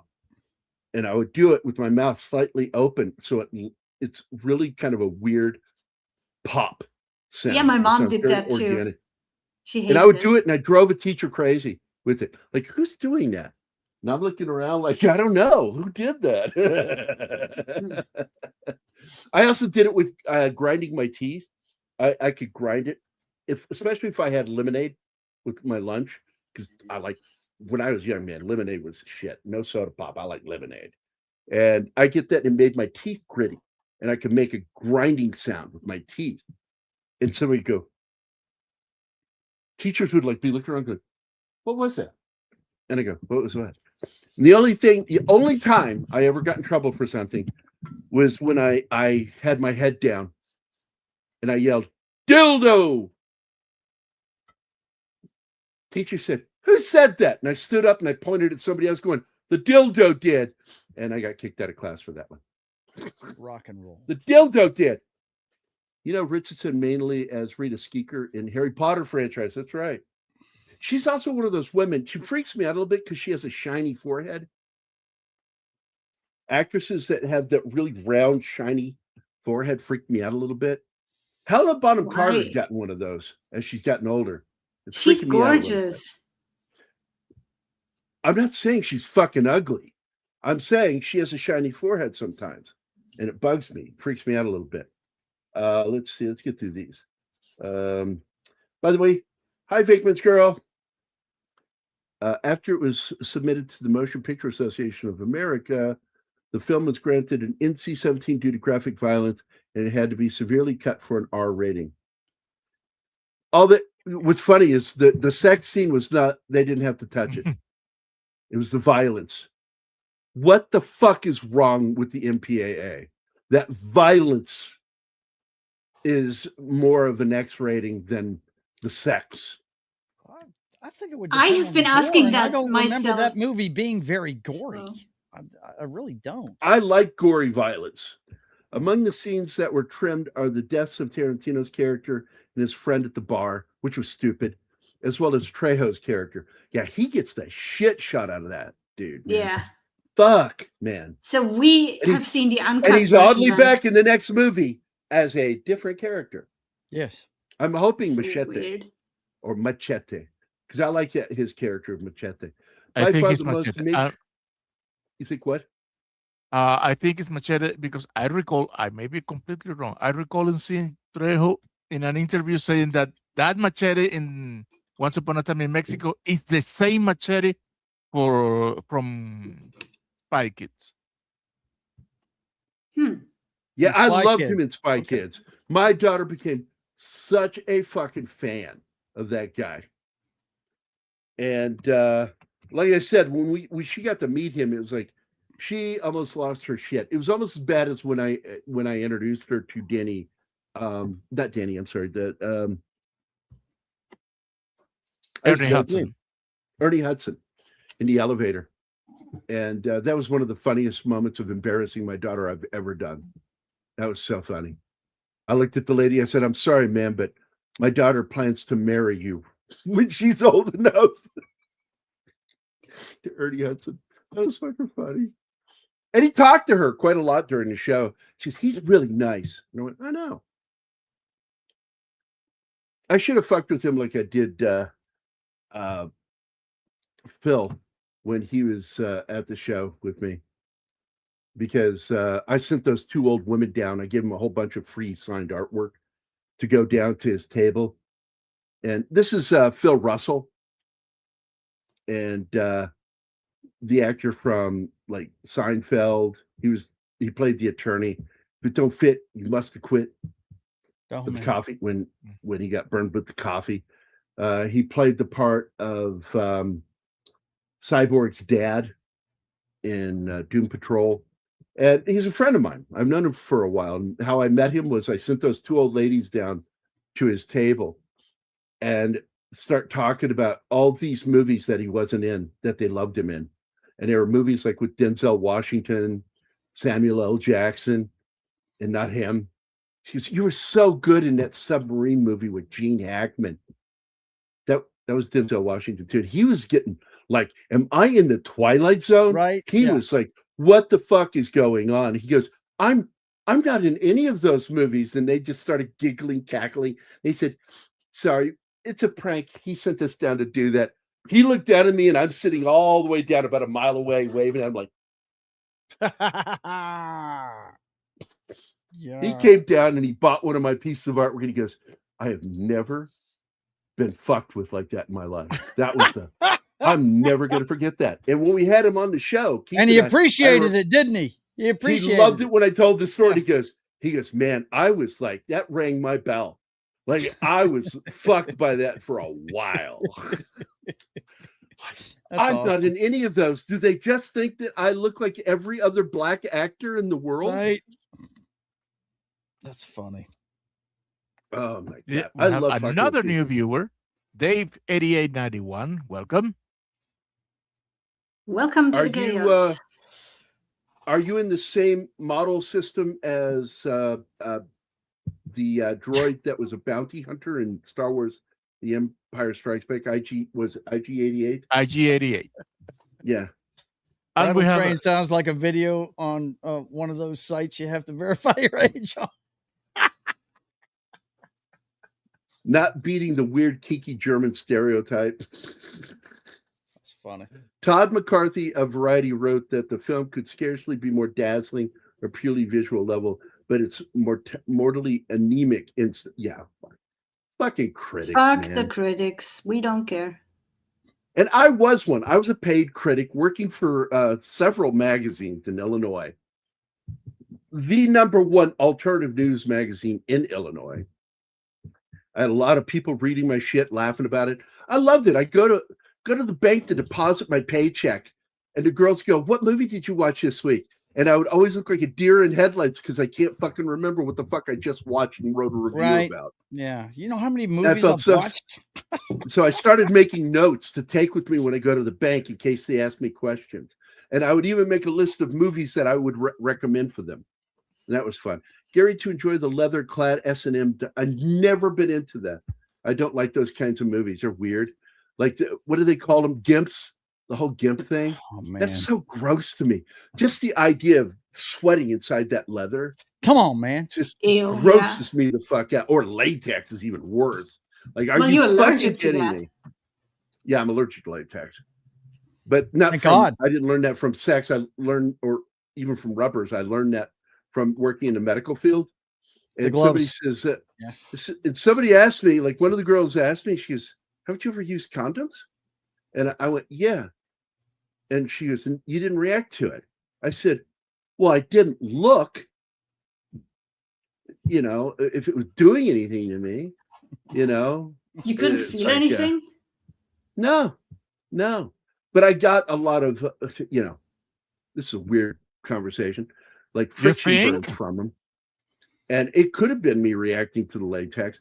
But what hit me with working in the medical field was I would be sweating while doing stuff, fixing the beds up or taking care of a patient. And I would sweat. And I noticed that the glove, wherever it made contact on my wrist, turned brown. Wow. And then I started getting a rash. Yeah. And I'm like, oh. And so I said something. They said, "Oh, you can't wear latex. You need to wear silicone." I'm like, oh, okay. And then I remember one time thinking about it. I was like, do they make silicone rubbers? That seems to me like they would not be very good. They would tear a lot. You'll find that most gay dudes wear, I've got a lot of gay friends, and Herrera did a video on the Unabomber gun. That was an interesting watch. I once watched Herrera open a safe. Al Capone. It's horrible. In cruising, S&M is frequently, they show it all throughout. Look, they like leather, period. It's not even about the S&M. They like leather. Wearing leather pants that are tight, everything that shows off the masculine male form. They like it. Why do your sex dolls have beards? Anima, is it hard to take Gary out in public? I'm going to put it that way. I've never done that without company. So when we went to the Mexican I'm just going restaurant, to tell you something. We had Keith and Mel, and Mel is the boss, always. And then we've been out with Ellie and John. Well, I'm just going to tell you, Patty, in particular, has been out in public with me many, many times. And she always tells people, Gary is completely different at home or out doing things. You did behave when we went to the bank. I remember that now. No, I don't misbehave in public. I won't do that. It's just a weird thing with me. My misbehavior is when I'm around friends, hanging out one-on-one. Like Oh, Like you we're do doing here, misbehave in but on public, a Gary. video. You speed in the supermarket. Oh, that was just for you, though. I did that for you Oh, because the I thought you would actor, he find it loved it. funny.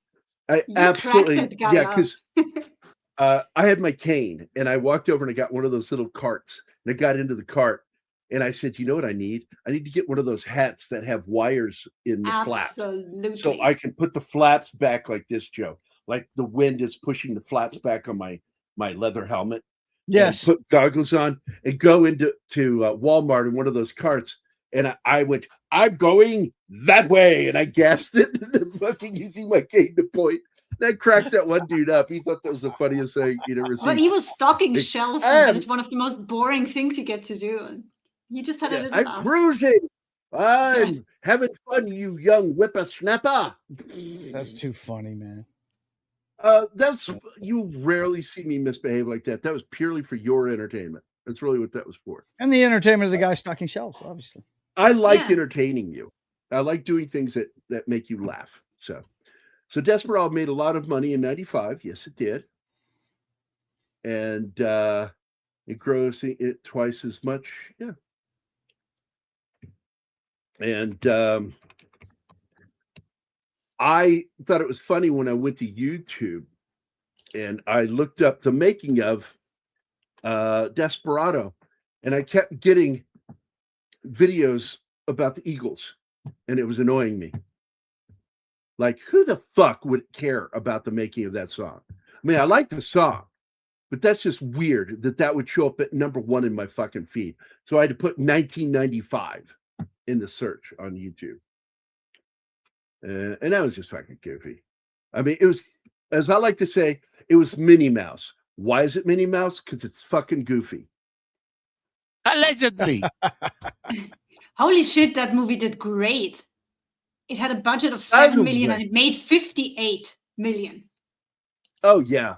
And it did even better at the home box office. I guarantee you it cleared over 100 million on that fucking budget. That made Rodriguez's career. And what really sucks is with its sequel, that even though that movie didn't do as well, why did it hurt his career? It shouldn't have.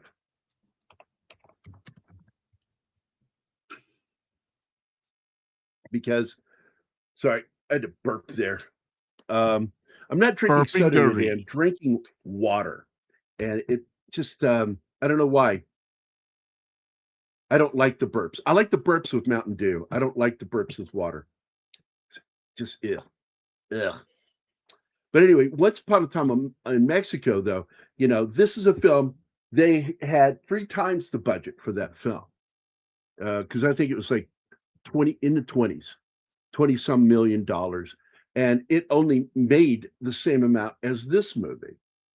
You know, well, comparative. Hold on, let me go. It still broke even. I'm just going to go look. Hold on, give me a sec. Here it is. 29 billion was his budget, and it made 98 million. So, I mean, technically, it was successful. Why still did it seem to be treated like it tanked? And I don't know why it does, because that's actually pretty fucking good. On a 29 million budget, they made basically $100 million. How is that not successful? Only in America. Right. Anyway, I love especially Lo Duro, that Los Lobos. Yeah, I love Los Lobos. I introduced Anima to them when we saw this movie. I wanted to show her that they were his backup band in the movie. And he did do all of his own guitar playing. He did all of his own stunts. And he also did all of his singing for the movie. And it was fantastic. And he actually played with Los Lobos in the movie. But I love Los Lobos. When I first heard them with the movie La Bamba, I became a fan. I'm like, these guys are good. Yeah, like they're a real band. They were the ones who performed that fucking song for that movie. You know, and all the music in it. There's another really good Hispanic band came out about the same time. That's the Fabulous Thunderbirds. Those guys are really good too. I opened for them. I've told you about this. Yep. I've never seen so much fucking cocaine in my life. Yep. Those guys are And they crazy. were trying to give it to me, and they were snorting off titties. I'm not kidding. I freaked the fuck out. Yeah. And it's why I quit stand-up comedy. Not an easy feat. Not an easy feat. I am like, what the fuck is going on? And let me tell you, they were pretty good. Yeah. They played live. But the titties or the coke? Well, the titties The are music. nice no The matter music's what. good. Oh, Yeah. oh, The music there was was good. I music. liked Okay. Wrap it up. I'll take it. Wrap it Great up. fucking tunes, man. Tough enough. They were That's a good one. They came Yeah. up on the heels of ZZ Top, man. Yeah. People couldn't get enough of ZZ Top. Well, guess what? We got another band. So when you're not getting ZZ Top, you're going to get the Fabulous Thunderbirds. But they coked out, man. Quick. They didn't last long. Yeah. They didn't And last I'm long. at all. not fucking kidding you. Cocaine was almost on everything. I walked out of there with cocaine on me. And I'm sure I had a contact high. Yikes. All right, I got to go, Gear. Take it easy, All right, brother. brother. Have a good show, bud. Bye. Right, Joe. All right. Let me finish reading these. Oh, I love, okay. The tune that is. And, he's talking about movies now. I thought he was still talking about sex dolls. I could talk about sex dolls all the time. I mean, if that's what you want me to talk about. No, Let's see. What is this? No, we don't. Best of the best. Got an Super game? Nintendo. Really? I Really? didn't know about that. I didn't know that either. I like Best of the Best. This is good stuff. Eric Roberts, man, started that. Specialist, that's what I was talking about. Yeah, James Woods a villain in it. Good fucking movie. Well, James Woods is like his old partner, but he's a villain. You find out he's a villain. I didn't James like Woods, that one man. either. He's one of the few actors that I fucking like as a person and like as an actor.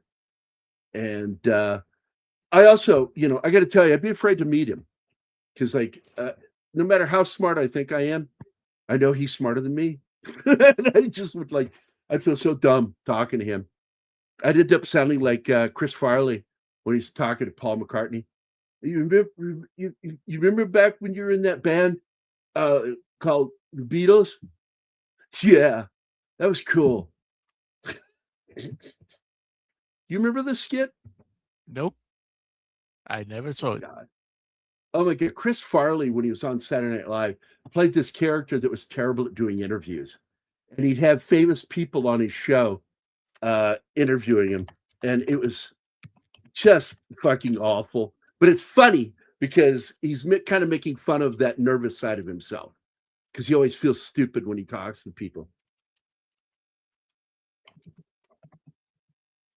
Paul McCartney interview. This is it. I'll pull it up. I don't want to show the whole thing. But this was a character that Chris Farley played on Saturday Night Live. And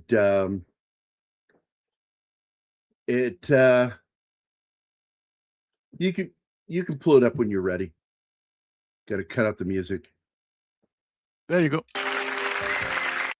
And my guest tonight is one of the greatest musicians, rock musicians. I mean, I guess songwriter ever. That sounded stupid. God, an idiot. I never know how to start these things. You're doing great, Chris. Really? No, I'm not.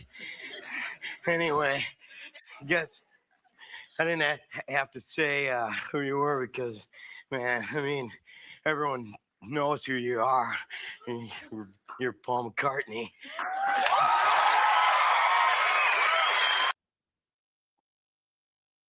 That's the character. And in many ways, it's been said by friends of his that was how he really felt about himself. That he felt like he was an idiot talking to people. It just had a very low self-esteem. And of course, people like that get around drugs. Helps them feel better about themselves. I got James Woods, Eric, Sly, Sharon, Rennie Santoni are really a high caliber and specialists. I like that movie, man, but it didn't meet the expectation of the public when it came out. And I blame the studios when that happens. Piss poor marketing. That movie was good enough to make money. It should have made bank. I'm not sure how much it made. Because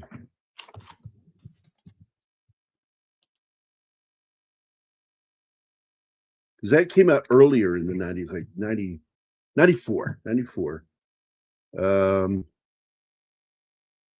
Sharon Stone was a hot commodity. Stallone was still a hot commodity. There's no reason for this movie to do badly. And in the end, though, you look at what it did make. It shot on a $45 million budget, probably another $40 million on marketing. It made $170.4 million. And it still gets treated like a redheaded stepchild. I don't like it. What, The Specialist? Yeah. You're welcome not to like it. I like it. I like everybody in it, too. I'm not a big fan of Sharon Stone, but I love James Woods. I like Eric Roberts, and I like Stallone in it. And it's got the Miami Sound Machine, man. I like their fucking grooves. I like their drums. That was the thing that broke my heart more, that the fact that Stallone and James Woods were in there, and god damn, I love those two guys. Yep. Two of my favorites. He did that TV show, James Wood did, and I wish that show, it's called Shark. I really like it. The two, because I thought two shows that played on a level of intelligence that I liked the writing of was that one and the Tim Roth series, Lie to Me. Yes. They're very similar thematically, and I loved both shows. And I couldn't understand why they didn't do better. Because, god damn, Lie to Me and Shark were great fucking television. The only Harry movie I care about is Death of Hollows 1 and 2. The Death Hollows. Oh, Harry Potter. I'm like, I wasn't sure what the fuck he was talking about. Like Dirty Harry? That's because the title isn't correct. It's the Deathly Hollows. Deathly Hollows. Well, correction. 2 movies, Harry Potter. Gotcha. It's a and I'm not saying you can do better than Gary. I'm saying you can do way better than him. I can't believe I call you a fucking friend, Shanatsky. That's how he shows his love for you. It's our love language here in this family. I know. We shit on each other. Yeah. I know that, and that's one of the things I've always said to people, I want to hang around with people that do that. If my friends are complimenting me, I'm like, did you guys hear something? Do I have cancer? It's not the tumor. I know that's Motion Picture Association. Yeah, the MPAA. They have to gradually object to everything that is not Look, we don't even know how they operate, man. But Spielberg has an inside, and I don't like that. Now, it's always bothered me. Because if he's got a movie that's coming out, they will help him, but nobody else. If they give you a hard R when you are looking for that PG-13 and ask them what it is you need to change, do you know what they'll tell you? You have to figure it out. Oh, that's like going to a fucking mechanic that says, I'm not going to fix your car. I'm just going to tell you I'm not going to pass your car for inspection. It's the same thing that the pass on. I'm not going to tell you. You got to figure it out yourself. It's the same thing YouTube do. When you get claimed and you go, well, what happened? No, we won't tell you what you. I think you broke secretly the terms. The MPAA taught YouTube how to manage their creatives. Fucking garbage. So they have to say honestly. By the way, the movie This Is Rated is a great fucking movie. Trey Parker and Matt Stone are in there, and they tell one of the best stories of how they snuck their South Park movie past the censors. And once the censors realized what they had done, it was too late. They couldn't renege on the approval. And that's because they released their South Park movie as, what is it called? Bigger, longer, and uncut. Yeah. And the MPAA passed that, as did the marketing department for the studio. And then when they found out what it meant, it was too late. They'd already approved it. And they couldn't. You don't need a rocket scientist to know what it means. Apparently for them. Yeah, right. There's some dumb motherfuckers at the MPAA and at studio marketing departments. Same kind of dumbasses that work in human resources. But yeah, guys, I don't find anything offensive in the movie either. Yeah. Let's see, or glorifying. This one, really doesn't mention sex trafficking. Boy, I got to tell you, as bad as sex trafficking is right now, that should be the subject of every fucking action film, and bring awareness to it. I was here once last week too. I'm still new, but not brand new. Yep. Yeah, but you haven't popped your cherry on the chat, and now you have. Now you have. Not some puny and wobbly criticism. What are you, the Hulk? Anybody that knows the Hulk knows he likes the word puny. Puny God. That is my favorite moment in all of the films. When he's talking shit to the Hulk and the Hulk just grabs him and just starts smashing Loki back and forth and then drops him into a heaping pile of Loki, walks away, puny God. That's funny. That was like the most Hulk moment right there. That and when he hits Thor after they both bring down the big flying thing. He just punches him to the side. Boom. Like, knocks him out of frame. That was funny as shit. There's so many great gags that I liked.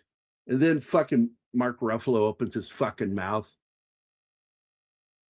Oh, the Gimp always springs to mind. Oh, yeah, Pulp Fiction, the Gimp. I'm the Gimp in the opening titles for a while over on Toxic Tuesday. They put my face as the Gimp. God damn, dude. The one dude I wouldn't be in real life. That's why you did it. Or let's do the Snorty Warp again.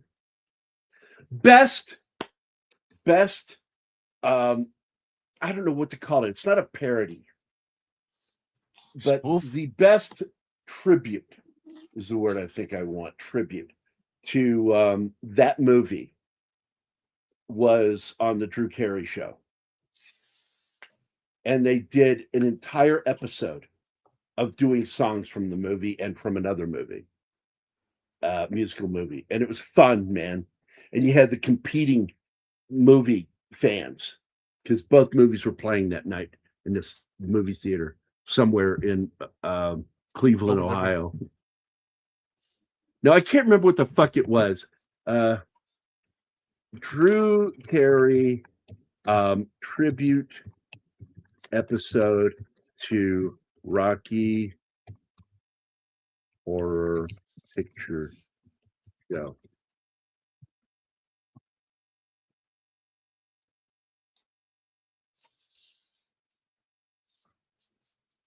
It's titled New York and Queens, which served as a season 2 finale back in '97. And it did songs from Priscilla, Queen of the Desert. That was it. So you had Rocky Horror Picture Show and Priscilla. And it was just a great, fun fucking episode. Oh, it's available online. Oh, on YouTube. Like free? Let's find out. With commercials, I assume.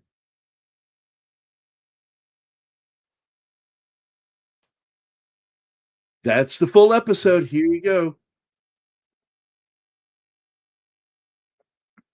Here you guys go.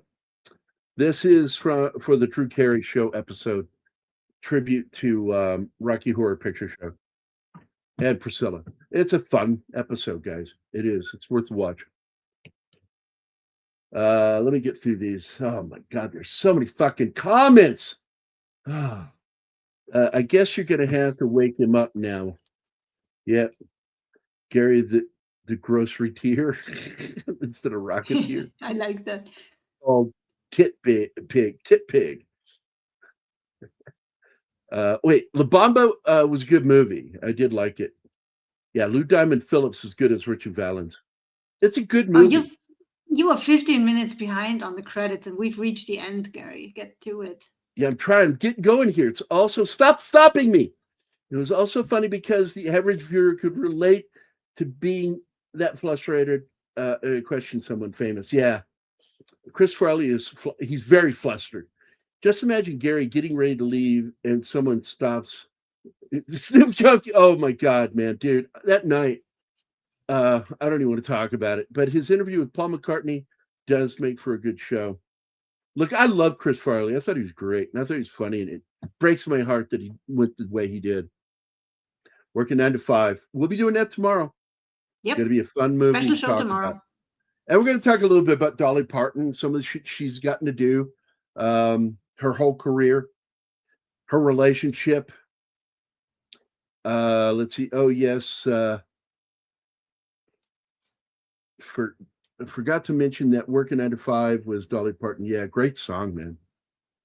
And the other song that came out around that same time was Mr. Mom. And both of them kind of comedy on the same level. And I love Mr. Mom too. I became a Michael Keaton fan right then and there. I still haven't seen that one. Watch that movie. We need to do that for a Michael Keaton week because I love Michael Keaton, man. I would love to do Clean and Sober because that's the movie that proved he could play Batman. Okay. We need to do then Mr. Mom, Clean and Sober, and then Batman 89 because the first we've already done Batman 89. Well, we can redo it. Yeah, that has. It's going to be September anyway. It's going to be September next year. I would say it's that time to redo it. I would not put them in corporate equivalent to house inspection, but the corporate equivalent to the housing associations. When you move into a neighborhood, homeowners associations, yeah, those they're motherfuckers, those they're cocksuckers, not the good kind either, the toothy kind. Just like OCP Communications would say, "Are you fucking kidding me? We already went through that shit." Yeah, there you go. That's the link for the YouTube, by the way, to go see Drew Carey's tribute to Rocky Horror Picture Show. It's fun. I'm going to put that in our chat too, because we can watch that. I think you'd enjoy that, Enema. Okay. Priscilla and that Rocky. I'm probably late to the party, but just heard. Yeah, dude, it's fucking heartbreaking, brother. It really is. Like I'm a big Tim Curry fan. Oh, you bet, Gambit. No, I should say a PG-13 rating. PG-13 only exists for one reason: Steven Spielberg. Okay, if we keep typing, fuck you, Reed. You motherfucker. No, I am hungry. I need to eat. I am hungry too. I would like to go. Night Shift is another great film. Great song too. On the Night Shift. Great fucking song. Norm Macdonald had a funny Chris Farley story where when Chris was showing him around at SNL, he took him into a closet and was telling him a huge secret. He tells him, Pat is a woman. What? So it's revealed at last? That is so fucking funny. Oh my God. Norm Macdonald is my favorite comedian of all time. And I just miss him so much. I got weepy the other night telling Norm stories. In fact, my doctor for my neck that does my physical therapy, we just sit and swap Norm Macdonald's jokes. And or this last time, guess what we did, Anima? We played clips of Norm Macdonald fucking telling jokes. We did serial killer. Like, yeah, the problem with serial killers is the shallow grave. I hope you played them while working. While he was doing stuff on my neck. Yeah, he was like digging into my neck and laughing. Oh, it was great. I fucking love. I could talk Norm Macdonald all fucking day. And yeah, I remember the Drew Carey show. It was a great show, dude. Go watch it, guys. I gave you the link. It's free on YouTube. I hope you're not restricted from your region. If you are, get a VPN. That's all I can say. I moved out of London a month before Spam-A-Lot with Tim Curry premiered. I always regret not seeing that. That's sad, dude. I never got to see it because it never was near me. I'd have to drive 2 or 3 states to go see it. And it's not going to happen. Yeah, it was in Chicago, but it seems to gravitate towards New York. I'm not sure if it played in DC either. Tim Curry. I just love Tim Curry. He was the greatest. Yes, Spamalot is Monty Python. It's the stage production musical of. You can guess from the title that it's Monty Python. It's Monty Python and the Holy Grail with additional comedy. Drew Carey's still alive. Yes, he is. He has lost so much weight. I think he lost half of himself with the weight he lost. He's only 68. He's just like that joke. For every fat guy, fat person in the world, there's a thin person trying to get out. In some people's cases, maybe 2 or 3. He's only 68 years old, so he better be around. My mom would be 68 this year. They were born in the same year. Yeah, he's still around. He's still hosting The Price is Right. It's the stage, and there's more music added to it, more comedy. There's more jokes in it that they wrote just for the production. But it's I've heard, like, everybody I've known that's gone to see it goes, "Oh, Gary, you got to see it before you die." And I'm like, I hope to one day. I would like to go to New York and see it. Yeah, I could have imagined Holy Grail stage version would have been outrageous not to have Tim Curry. Oh yeah, I saw some thin Michael Chiklis photos recently. Look, when some of these guys lose body mass like that, and I'm not talking about where they lose some of their chub, they're losing fat they shouldn't be losing. And it's what's it called, the strap on the face? When that goes, that is a sign of Ozempic or surgery. What's the fat strap here, honey? What's that called? Anima, Martin, either one of you can. What fat do you mean? The fat strap on the face when they lose that and they become gaunt. Buccal fat. Buccal, that's it. Buccal. They remove that surgically. Hollywood women do, and it looks awful. And it never comes back. It looks gross. Women look horrible today. They had a news program on the other day where they showed the Academy Awards and the Emmys. People walking around before the show in front of the camera. Dude. Everybody looks so healthy. Looked so healthy. Looked so happy. Looked so normal. Nobody walking around with see-through outfits unless it's Madonna. Skinny Matt Lucas from Little Britain. Are you kidding me? Is he thin now? John Goodman is another one. He looks so weird now that he's lost all the weight. Yeah, none of them look healthy. Did he really lose weight? I'm looking it up right now. Like, oh my fucking God. All that guy has ever been is a fat guy. Oh, he looks creepy. He looks like somebody that got arrested for child peeing. I shit you not. This guy, that's just creepy looking. I'm going to share it and then we're going to go.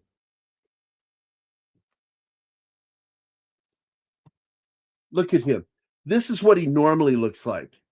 Fat. Now he's this guy. This is what he looked like. And now he looks like this. He looks like your classic psychopath YouTube leftist channel host. Like he's like gets arrested for like finding 12 dead people in his basement. That's what he looks like here.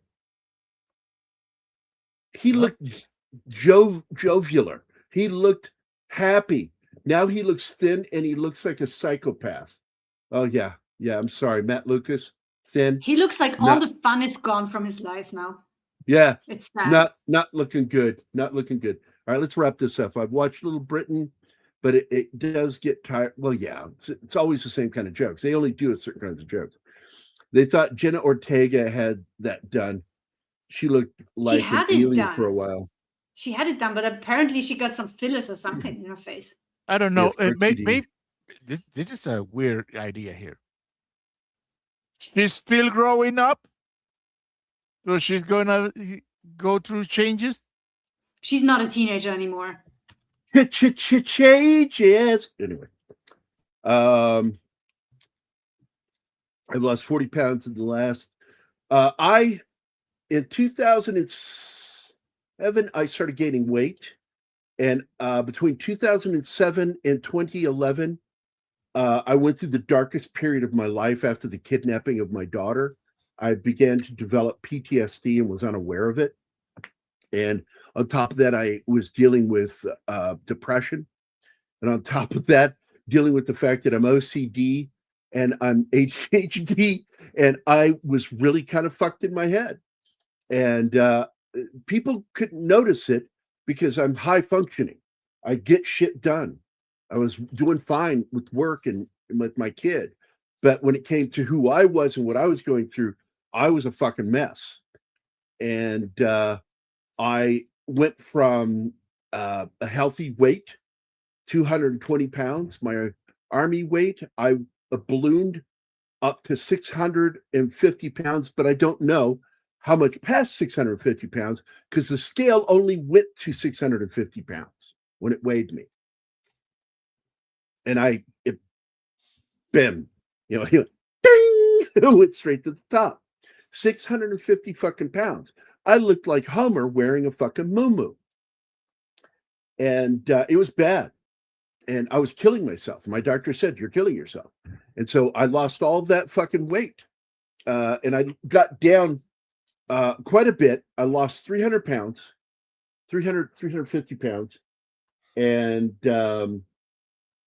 not totally sure because, like I said, I'm not sure if I was 650 pounds or closer to 700. Dude, because your I'm scales so go tall. up that high? It's America, baby. Once you get to that level, they put you on the wheelchair scale, which is basically a large animal scale, and it goes up to 1,000. Normal scales here, they don't go past 400. The scale I went to 650 pounds, and that's all it went to. And so I weighed at least 650 pounds. I got all the way down to 370 and 350. And then I moved to Phoenix and started putting some weight back on due to depression with my sisters. And then I yelled at my sisters and told them off. And all of a sudden, it was like a haze.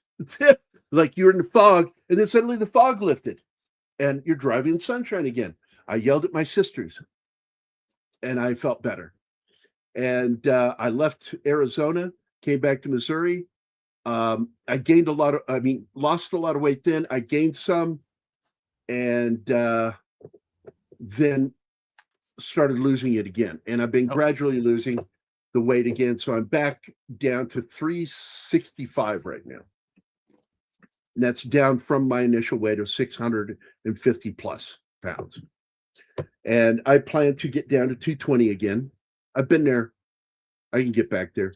Body doesn't forget. I'm going to chase you around the house. I'm going to lose weight doing something. And okay, you're going to run after me then. Good luck. I'm going to chase you, and I'm going to catch you. Let's go. Wrap it up. Wrap it. Push the button. Wrap it push up. The button. Boom. I'll take it. Please. Wrap it up. I'm wrapping it up. I'll take it. It would seem as if the whole section of England is homosexual. Well, we used to make that joke. Like, gay or is he gay or is he English? It's hard to tell. That was one of the American teases for the English because they're all just a little puffy. And by the way, they're called puffs or poofs. Anima, if you didn't know that. And how they carry on with their posture. I see umbrellas. Wait, what was that last one? Wait, lose weight. I have a scale now that I keep an eye on my weight, and the doctor and the staff are like super awesome. I mean, he practically sing a happy birthday to me like every time I come in because at least I've lost like another 5 to 10 pounds.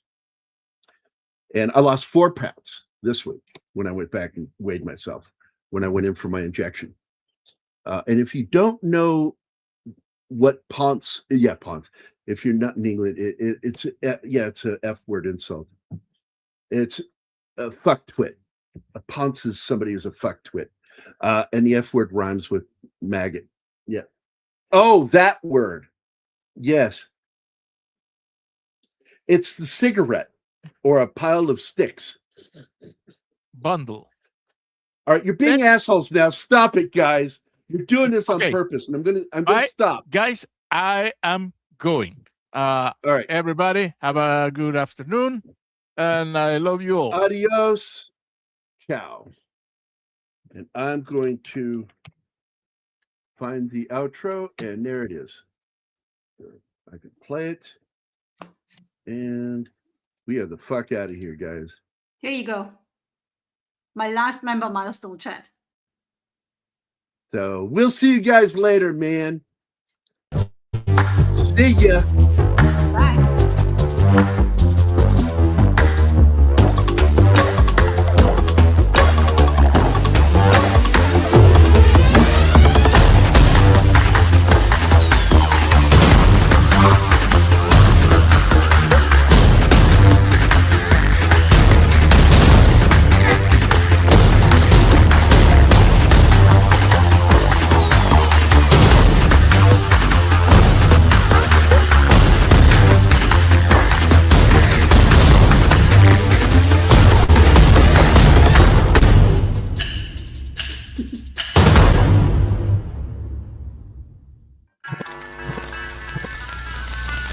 Y'all come back now, you hear?